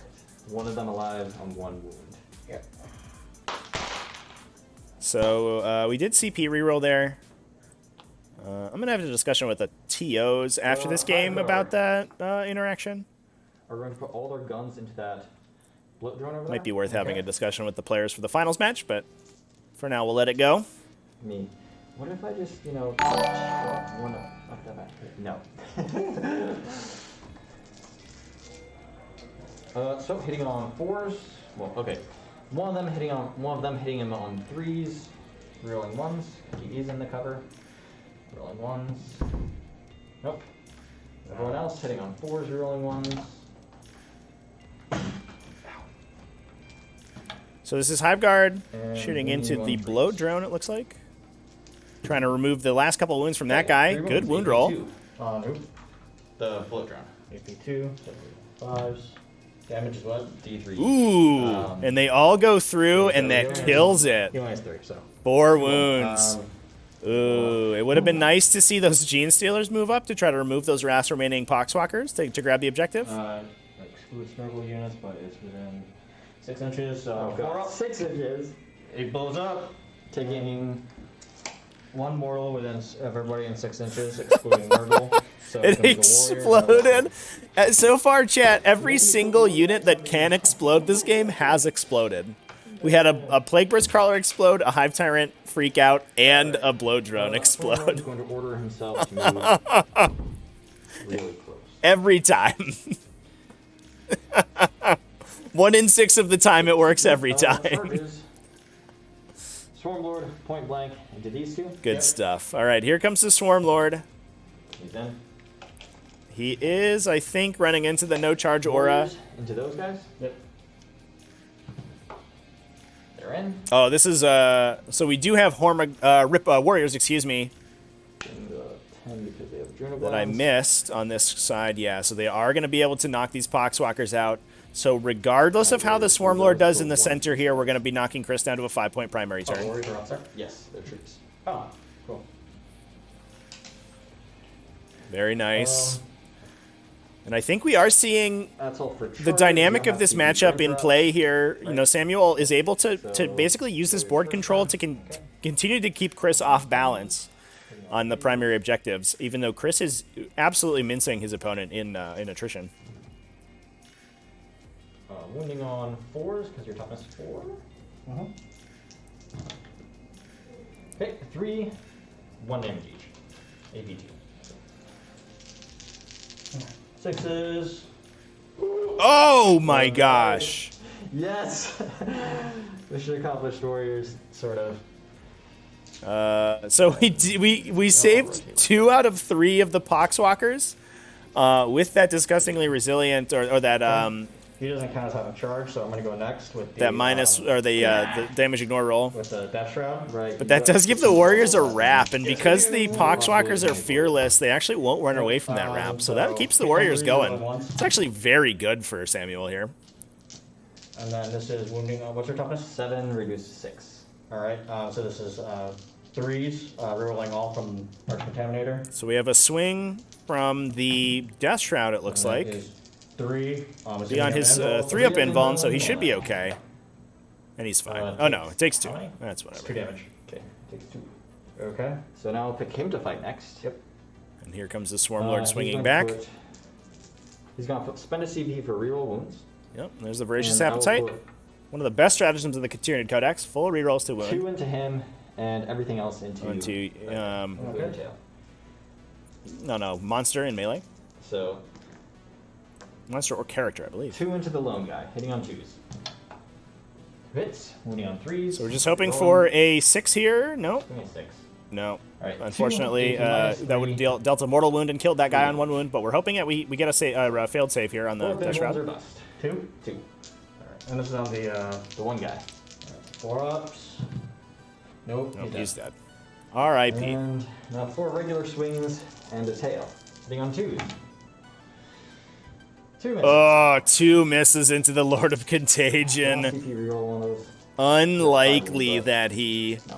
dies here. And We do have a reroll to reroll wound. wounds. Okay. So we do get a mortal wound through.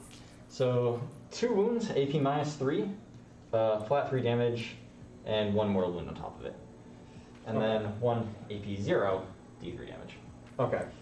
So, AP 0, 2 up. Good. And then these ones are AP 3. Yep. Alright, 4s. Alright, how much damage? 3 each. So that would be 3 and plus 1 mortal, right? Yeah. So 3 damage total. Alright. Hit you to 2. Ah, misses him with the implant by 1. Could have Okay. gotten him if we gotten one more wound through. That's the end of your turn then? Unfortunate. Oh, I gotta swing with that guy. Yep. 5 It's a attacks. game 2s. Reroll the 1. Alright, and your invul, 2 damage. 4. 4, yes. Takes 2 more. Down to 8. Okay, so that's the end of your turn then? You've got those random Pogstalkers over there if they bonk me. 1. No AP. Takes it. He's on 1. Okay. Alright, so. And the turn. Uh, Get Stranglehold for holding 3. You do hold the center objective though. 2 molds to my 1. Yep. Okay.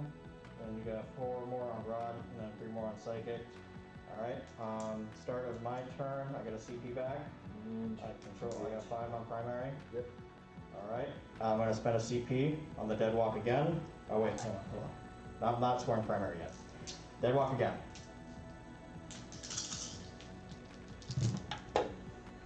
I get 3 guys back. Oh my god, I forgot about that stupid thing. Why does that exist? Alright. Now I control, I got 15 primary. Yeah, that's There we go. dumb. There we go. That's what I wanted. Glowy dude, +1. All right, and then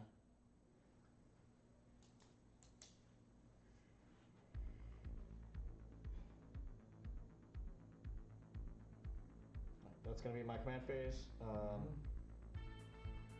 Movement phase. Let's see.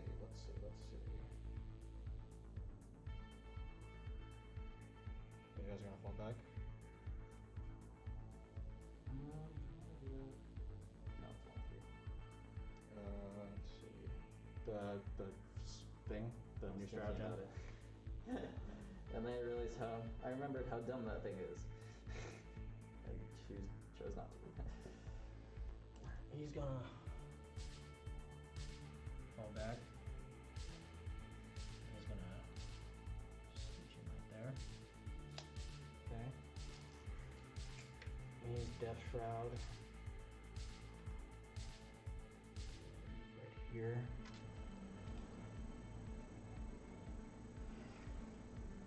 Okay.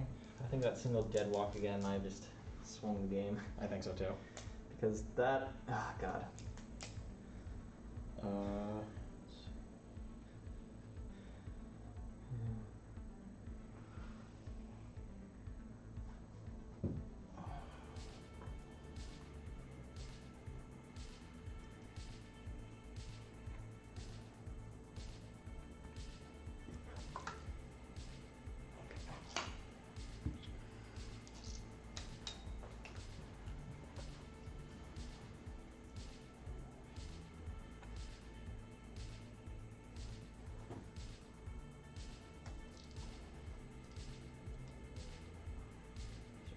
Here. See that.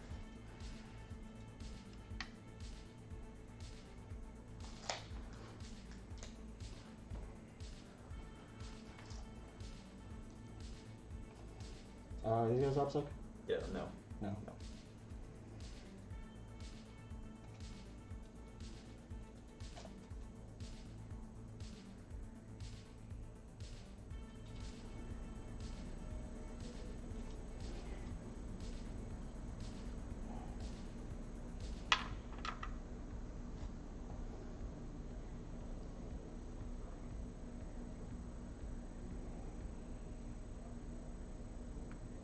So I had my, I accidentally muted myself there for a bit, chat.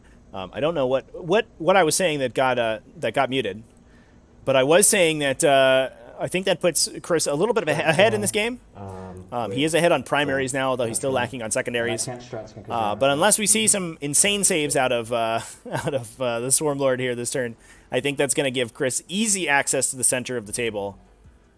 It's unfortunate that the Swarmlord wasn't able to convert quite highly as he wanted to wipe out the Lord of Contagion there.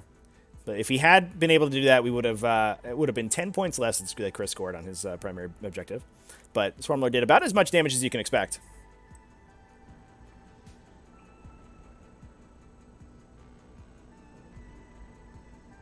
Alright, that's gonna be my movement. Shooting phase. Let's see. Foul Blight Spawn is gonna shoot in the him. Okay. Number of shots, 4. I'll take it. Moving on 3s. All right. Strength 7. Oh yeah, 6, I guess. Yeah. So that's all on your invuln, 2 damage. Yep. All right, take 6 down 2. Okay. Squirt guns from This is Tyranids versus Death Guard, chat. the Death Round. So 7. You're at 6, so I'm looking for 6s. We're rolling all. That's 2 at -1. 1 damage. Takes 1. Okay. And 1. Cultists. Ooh, Rapid massive fire damage down. getting piled into Tyranids here. Yeah, he's 5 enough. Yeah. 4s. Ooh. Oh man, if only that was my Dreadnought. Okay, 5s now. You're looking for 6s. Oh, yeah, you're right, 6s. So that's 3 at -1. Oh, he makes them all. All right. You're not faulting auto guns this day. Okay.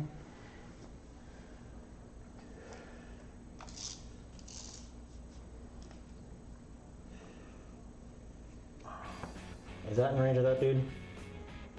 You're measuring from the front there? Yep. I believe that just is. Yeah, it definitely looks like range. I I think I would be pretty happy with Samuel's position in this game if we hadn't seen that big 15-point VP swing right there. So basically, if the Warriors, I mean, we had both Warriors and Gene Stealers underperform on this unit of Poxwalkers right here. So this unit of Poxwalkers is basically single-handedly keeping Chris in the game right now.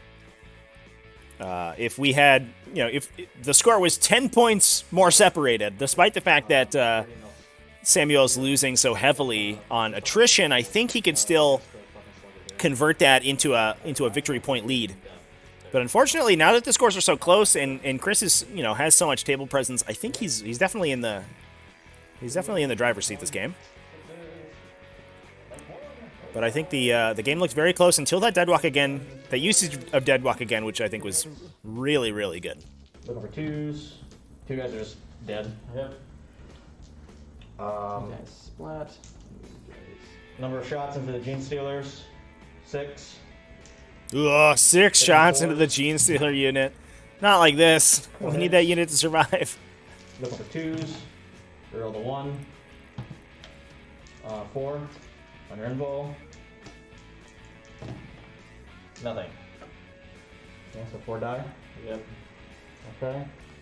And I left.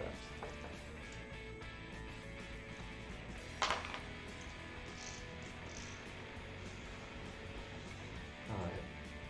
Mortar here. Everything else into the warriors there. Good. Not war, they're Raveners, but. Oh, Raveners. they're all spiky bug-looking things, man. The only ones I recognize are like the Exocrine and then like the Hive Guard. It's because I take all the miscellaneous stuff. Alright, mortar shots? Good.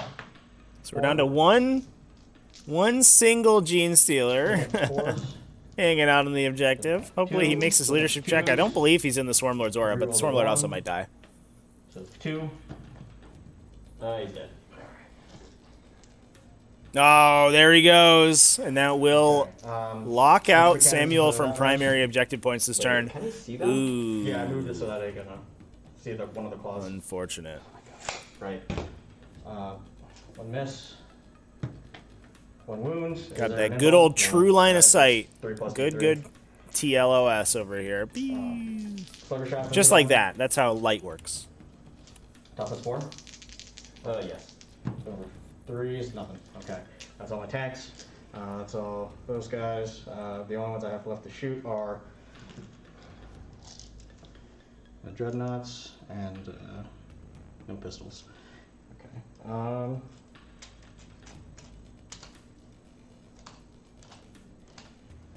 See which one's gonna see what.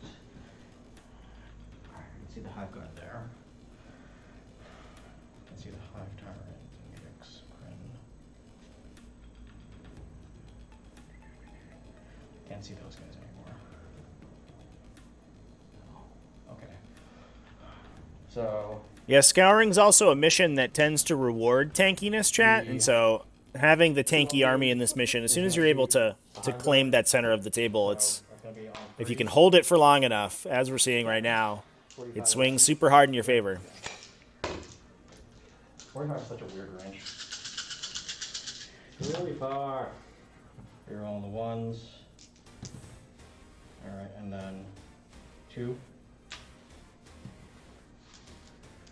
That's your top 4, 5, 5. Alright, so looking for 3s. Yeah, so starting to remove Hive Guard here. Yeah, this is getting dire for the Tyranids, unfortunately. Game is rigged. That's 15 plus 4 I'm gonna be honest, chat. I'd rig it in the Tyranids' favor if I could, but 5 more. that's beyond my power. 15 plus 5. Alright. 15 wounds on the Hive Guard. Tollkeeper is pretty good, chat. One dead. 2 dead. That was Yeah, and that should looks like the Hive Guard get wiped. 5, so they're all dead. Yeah, rip. Oh, this turn has been brutal. Alright, last Dreadnought Big yikes. is gonna shoot the. How many was this guy have? 12. And T7, 5? 8. There's T7? T7, 4 up. T7, 4 up and ball. 10 wounds remaining. So the last Dreadnought is gonna pump everything into him. So it's this dude here. Yeah, Can you he's see? shooting through solid.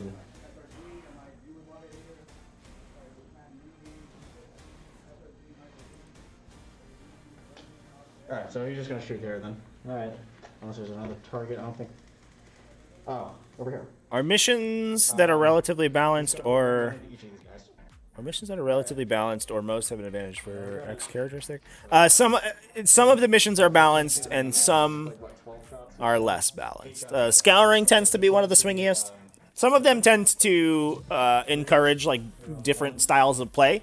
Scouring, you know, if you can take and hold the center in Scouring, it tends to be very good because all the objectives are clustered, and it super rewards holding 3 objectives. So that's just one of the dynamics of this particular mission. But there are missions that reward, you know, more maneuverable armies that have more objectives spread around the table. This one just happens to be pretty good for Death Guard. Death Guard are pretty happy anytime they can play on this mission. None. 2 damage. He's still dead. Okay.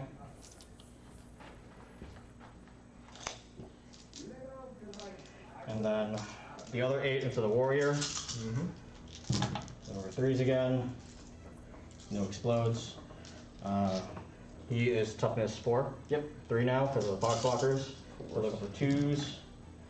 Ooh, that wasn't a great roll. That's a lot of ones we just rolled right there. No AP.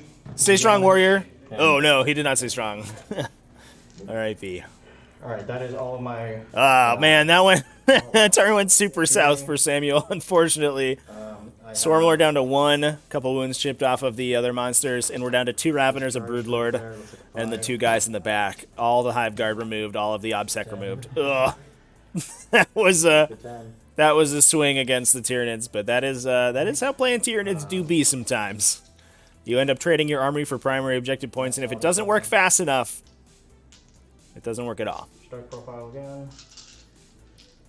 All right, let's just see 1,000 past invulnerable saves on Swarmlord here, and then he just kills an entire Death Guard army by himself. Ready? Here it goes.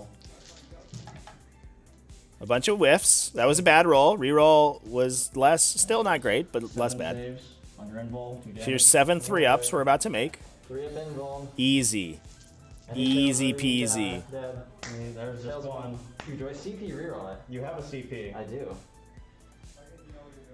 Oh my god. I mean, you gotta, right? For the memes. That's your only swing this turn. Yeah, 'cause I- You gotta CP reroll All that. right, come on, let's see it. Let's see the 3. Come on. Oh! All right. Given that interaction has benefited both players, that's not technically how you're supposed to do that, chat. FYI, if you're gonna CP reroll a save roll, you have to roll them one at a time. I'm just gonna check with the TOs to make sure that's how they want it played this event, and we'll probably enforce that next round. But both players have been using it this way, so I think it's okay. And hitting on 3s. Oh, he rolled like garbage. Oh no, not like this. Alright, so. He at the end of can my turn, fall back and charge though, which is okay. I That's something. stronghold. Yep. Oh, no, that's scan. And we still have mental interrogations on the Alright, and then. on the table for start Tyranids. out 4, 0 primary. Because. Yeah, no primary. Unfortunately, Chris is. Yeah, dead. It's looking like Chris. I mean, we could drop Chris down to a 5-point primary here if we shoot to death the Poxwalkers. So if these guys die, Chris only gets a 5-point primary, and Samuel is still wildly ahead on secondary objectives. Because let's think about this.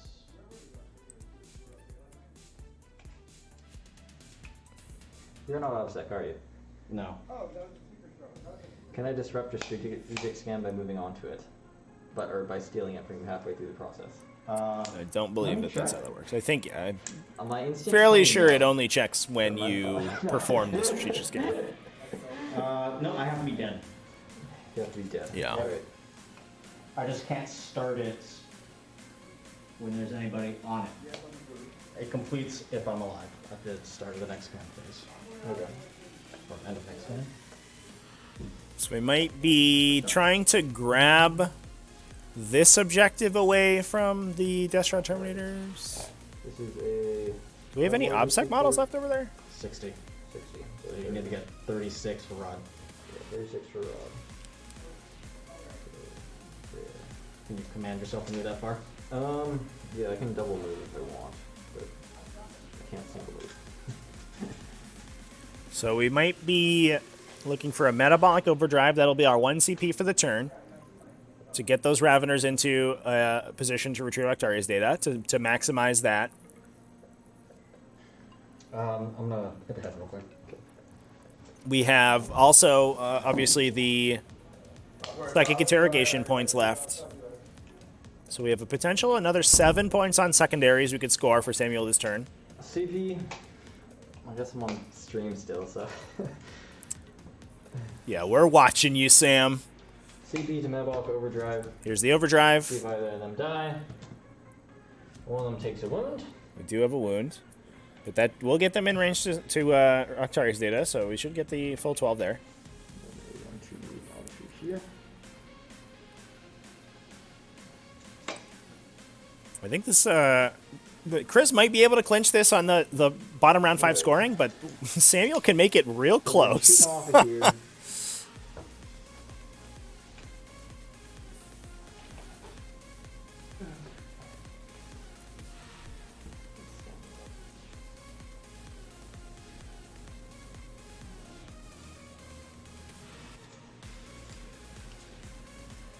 So I think we angle the Broodlord for another psychic interrogation. Xeno spotted. Indeed. I see them too. There. There's no possible way. But maybe. He's got really good base. He will advance. So an advance on the Hive Tyrant. One. Oh, Great. a 1! Oh, no! Yay. So Don't know if 6. that gets him there. 6 and 4. 5. So he can get on there barely. Can he? That's 5. Oh, it looks like he's got more distance around the side of the table there. Being within 12, we're Simba Storm. Ah, look at that. All right, we did it even with the 1. Didn't have to tiptoe the forest. Camera. This guy advanced. Perfect. 1+1 for adrenal glands to get over there. They double move. Oh, he has so the one adrenal more glands. win. Okay, so he goes Yeah, 11, yeah, not 10. we're Yeah, that on makes more sense. Okay. So finish my retrieval Octarius data. Okay, nice. All right. The Actarius data is complete. We got models on a bunch of objectives just in case to stop Chris from getting the hold more. And I think the Exocrine's just going to kill those Poxwalkers to stop him from getting the so we can still interrogate him. the 15. Swarm Lord will. It's adrenal glands. You don't usually see the adrenal glands on the Foot Hive Tyrant. Man, that was important right there. 5 points well spent, chat. He'll fall back. If Step right up and punch you again. if Samuel was only on 1 objective, Chris would have scored 10 points instead of the 15 for hold 2, hold more. Kraken. Yep. Yeah, I have no CP now. I don't like keeping Swarmlord in the middle here. No, I'll go for that. Psychic. Interrogate. Glands are pretty good for sure. So here's the psychic interrogation off of the Broodlord. Alright, so you're up to 9? Yeah, I didn't get first turn. So we got the 7 points. Go back. we My wanted. other Tyrant is going to smite into these guys in the middle. Let's see a super smite here. Goes up. Not quite. They take 1. Ew. These guys? Yep. Alright. They're closest. He's going to be Symbiote Storm. Goes up. We're really missing Put our on the Exocrine. He's barely within range of that. psychic scream right now. That would have been nice. Shooting. Exocrine over here dumps everything into these guys. Okay. That's -1. Because you're inside the turn. I think we just shoot the Poxwalkers. Just shoot the Poxwalkers. All right, we're going for broke. Let's roll all 5s and 6s on this Exocrine and just kill a Death Shroud Determinator unit. No, I gotta do that. I don't want to. Yeah, everything is done. All right, here we go. Rerolling 1s. This could go poorly. That was a good roll, though. Wow. Floating 6s, so add 3 in. Okay, well, that's what you need. 3s to wound here. Into a 4+ invulnerable save. And only doing 1 damage apiece, unfortunately, so we have to get 9 wounds through. I don't think that's going to do it. 1, 2, 3, 4, 5, 6, 7. AP, 3. 2 damage reduced to 1. Okay. Look for 4 zone. But did we get the Raveners on that objective? We did. So if we kill one of them, the objective is contested. Yep, and we do. Okay. Well, we're back in business. Didn't need to shoot the Poxwalkers. Kills a guy to contest the objective. So Chris is not going to score the 15 this I turn. need you to lose 1 more guy. You know, I'm gonna CP reroll. But it might Okay. block the Well, no, 'cause then that wouldn't stranglehold. matter. Yeah, it doesn't matter. You still have. Yeah. Then I would just. Yeah, so we were looking But for yeah, I need you to stranglehold lose there, one I more think guy. was the play. There. That seemed unlikely. We need to kill 2 models with an Exocrine shot? It's tough. That's Charges. tough. I think Swarmlord goes back into those you death could traps. you could move. I'm just gonna. You could fall back Swarmlord. He has bottom bracket, so he only goes like 5 inches. Any other? And then you Hive Commander him They and can't onslaught charge. him, so in advance, and then you charge at these Poxwalkers to get the stranglehold. Is probably the play I would have liked to see. Oh my god. He runs into the blight. Keep getting me. I don't know. He runs into the blight spawn aura. Oh, the punt area. This tournament has been the story of people charging into Chris's Blightspawn auras and just getting wrecked by them. Just repeatedly keeps Yeah. spanking me. Alright, Do we lose Swarmlord to the Death Shroud swing first? No more than 3, no. Okay, making sure. Alright, toughness what? 7. 7, down to 3, you're rolling all. So that's 5 on your invul. Damage. We got him. So I have a CP to reroll it. Yeah, I think that was a little bit of a punt from Samuel there. I think we needed Swarmlord to make a different play. We needed him to move, I think, to this objective. Down here. With the Hive Commander and the charge. So you put one shot from the Exocrine into these guys. It's unlikely to kill them. And I believe you can even sort of use your reroll ones kind of defensively. Like, you just don't reroll your ones to hit them if you just want to kill a couple. And then you get the Onslaught from the Hive Tyrant, and then with the fallback and charge and advance and charge, you can get into the Poxwalker to grab that objective. And it gives you Stranglehold, and it blocks off Chris from the 15-pointer. So going into bottom 4 here, Chris will get 5 for holding 2. And he'll hold 2 to Samuel's 2, so he won't get any additional points there. Poor Swarmlord. Gonna do the scan. So we're going to scan with the PBC. I love it. Swarmlord on that objective would have blocked the scan as well. And we are blocking the scan up here. So that's important to note with the Raveners. But it looks to me... I think we see Tyranids tabled here.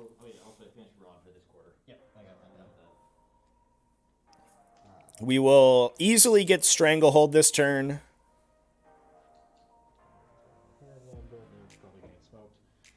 And then we probably get a 15-pointer for Chris on the bottom round 5. We'll see how much damage he's able to do. Samuel might be able to grab some secondary points next turn.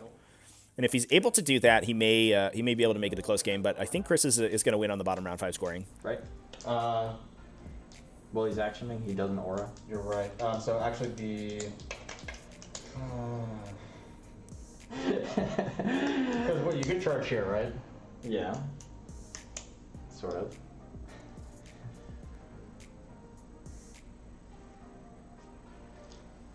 The Death Shroud, no. Yeah, the Foul Blightspawn's gonna... No, the Lord of Contagion's gonna do the thing. Okay. Contagions do not turn off, though. It's just auras. They aren't auras for some reason. Got it. Yeah. It's an aura with a rule that says it's not an aura. Pay no attention to my aura. Alright, so I can see the Tyrant over there. I swear, Mom, it's not a real aura. These 2 guys can see the Tyrant. Glowy Dude's +1. Sorry. Okay. Alright. How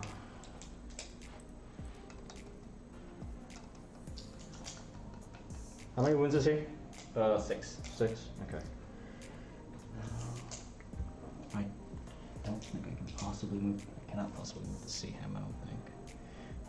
Actually, I might be able to. I mean, that's what he's trying to do.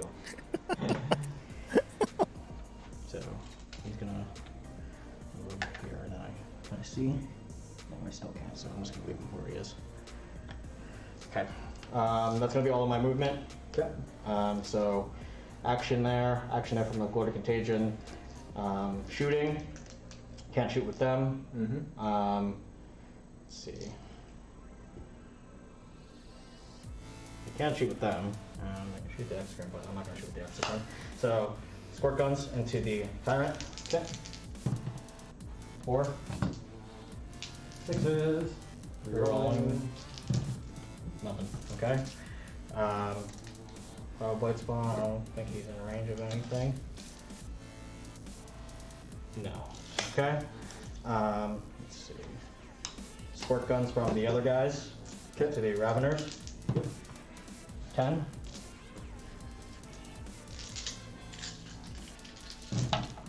Number 4s? Yep. That means 1, 2, 3, 4. No AP. 5 ups. Nope. 1 damage. Dead. Down to 1 wound. Okay. And then the cannon there is going to fire, the tank over there is going to fire everything into him. except the Slugger, which is going into the Ravener in front of him. Okay. Slugger. 3 hits.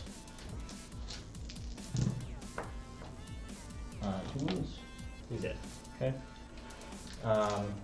Number of shots into So they're AP1, right? Yeah. Doesn't matter that much. Just wondering. Number of shots into this dude. So Raveners are 2. down. He's not in dense. 1 hit. Put it in. Nope, because he's T7, right? Yep, T7. Entropy cannons. 2 hits. Nice. 1 wound. Invul. He's fine. Alright. Entropy cannons continue to do nothing. Have we converted a single entropy cannon attack this game, chat? I don't think we have. Is the Contemptors. Glowy Contemptor into him. Mm-hmm.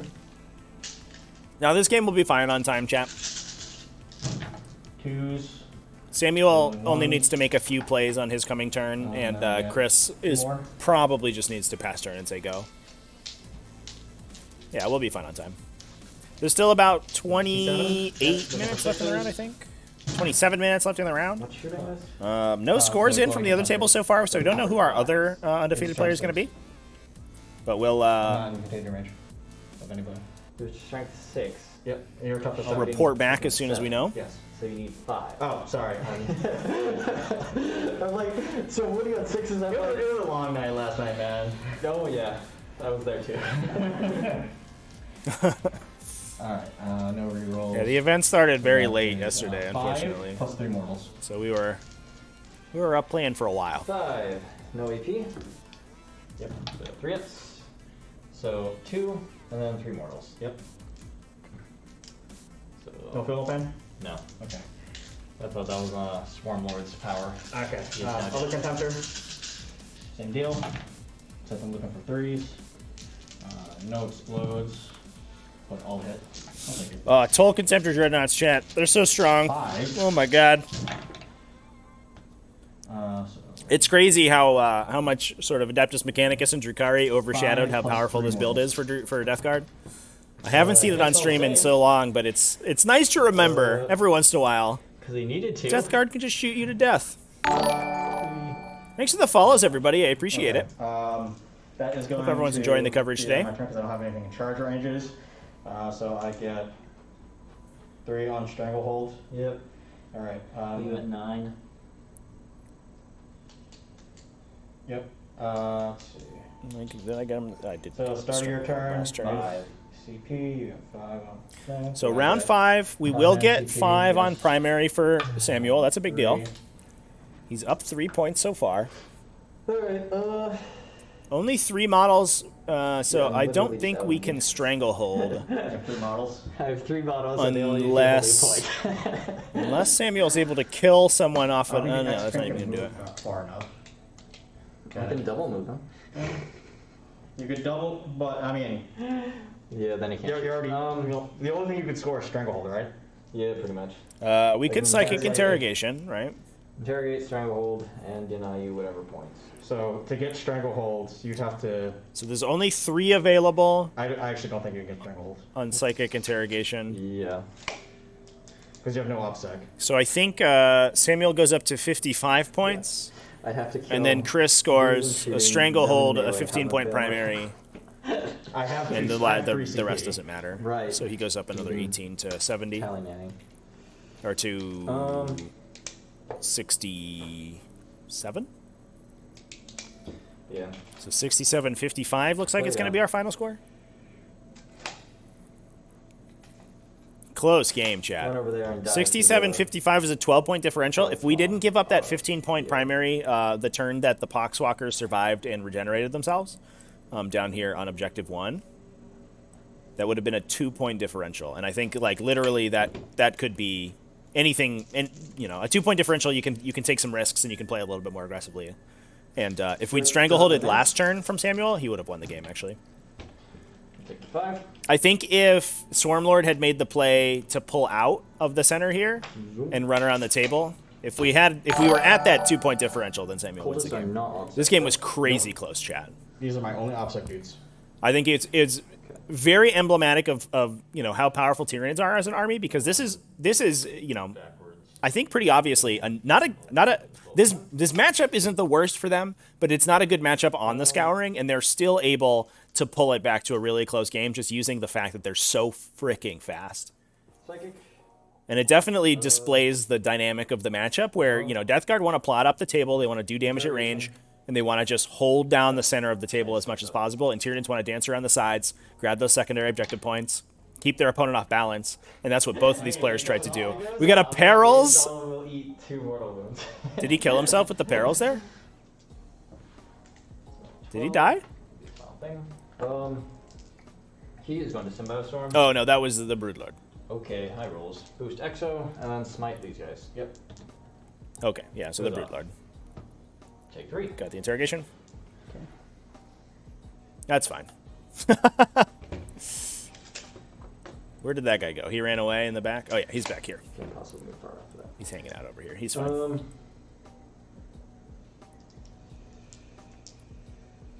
Shooting. Exo dumps half into these guys, half into them. Okay. Cultists are not -1, just the Death Shroud. Cool. Cultists. Well, when I say half, I mean his first volley, he shoots twice. So his first volley into them, the other volley into them. Understood. So it's the same gun, but... Alright. So 2s. Yeah, 2s. Alright, 4 big cultists.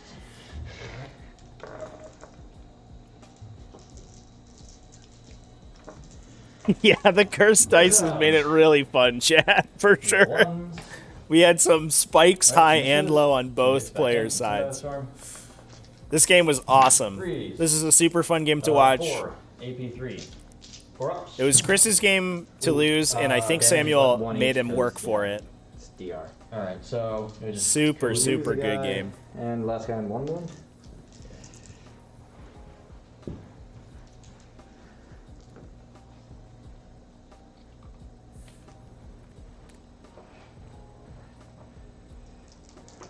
Alright, that's all for shooting. He is going to charge them. Okay, what's the distance? We're going to inexorable for the BMs. Yeah, 6. You have a 36. Well, I have 1 CP. And no, I can't give him the 3 because he is not a Should you roll on a 2d6? So I roll 2d6, yeah. No other pluses? I don't think so, no. Alright, I'm gonna make that harder for you. So they're inexorable cultists, so they can do that.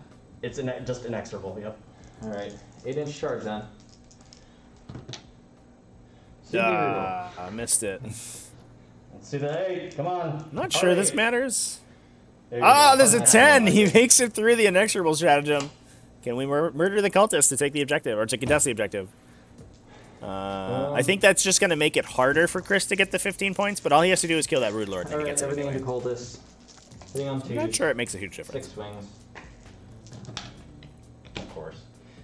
Missed a bunch. That's how Brood Lord be sometimes. They'll get those rerolls in the future. Or no, He'll be fine. Ah, he fails a wound roll as well. Kills 4. We'll see if they flee. Alright. Cultist will Hit me back. or nothing. Okay. So End of the turn. end of the turn. Let's see. If I fail morale, and those guys all run. Well, doesn't matter. So let's roll morale. Okay. I think we're trying to block a strategic scan, so they do fail. 1 2s. One guy One guy runs left. away, yeah. So And he's the only one needed though. This fucking I hero. think that completes the strategic scan over there. All right. End of turn scoring. Yep. Nothing. Right. So far. Start my turn. I get a CP back. I got scan right from Yep. so I got 6 points on scan. Yep. Those 2. No, it's what? They get 10 points. It's screwy, right? 10 points. Yeah. I do not think you have anything fast enough though. You scanned To get 3. over there. Yeah, I think. Yeah, I don't. Not The right, left, and center So I objectives. can't do the action after. After advancing. So really the only thing is I can't scan. I'm gonna get stranglehold, right? and then I'm gonna get 15 on primary. So really nothing that we do matters. So the strategic now, right? scan should clinch One it thing for matters. sure. Falling back.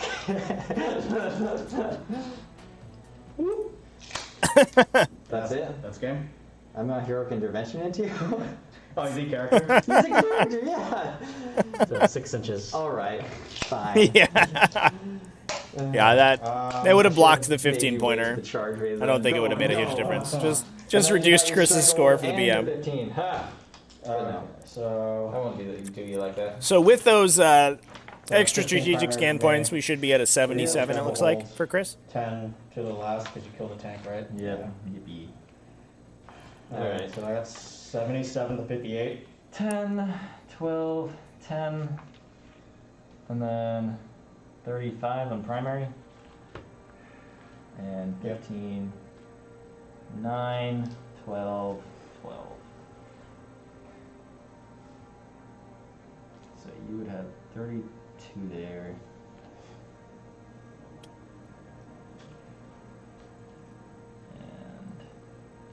And I would have... Awesome game. Well, congratulations to Chris for making it through the semifinals, going on to the finals game. I don't know who our next, who Chris's next opponent's going to be. Unfortunate that we didn't see Sam get through with the Tyranids. I would have liked to have seen it, but the Death Guard's so good in this mission. Wait. Yeah. No. Also, Battle Round 5, I have top round score in Battle Round 5, so I Yes. get 5 on my last turn. Yes. Yep. So I think really that game came down to the one 15-point primary turn that Chris was able to score early. That was, an additional 10 points that Samuel wasn't counting on. And honestly, I think like the misplay with Swarmlord on round 4. I think Samuel should have just jumped, should have just, 77, 58. Alright. gunned Swarmlord in, Submit. tried to get that stranglehold, and if he had done that in the other turn, would have gone his way. We're 1-1. your way. This game would have I been feel like if it was something pretty besides close. scouring, I would have been able to leverage my mobility better. I think so too. Yeah, scouring's rough 'cause that in the matchup. current is- Awesome game though. Super excited to That should not have happened. super excited to have that as our semifinals game. Stay tuned for the finals, chat. Yes, they should. I'm gonna go ahead and keep the stream up. So I don't know when that's gonna be happening. It shouldn't be more than actually we might be on a break. So I will put up a timer as soon as I know when the next round's gonna happen. So stay tuned. And I hope you all come back for the finals game and ArmourCon 2021 40K GT. So far, some cracking games at 40K, and I hope the finals is going to be just as awesome as this one. I'll see you there, everybody. And then those warriors have a 6-up field on pain. We'll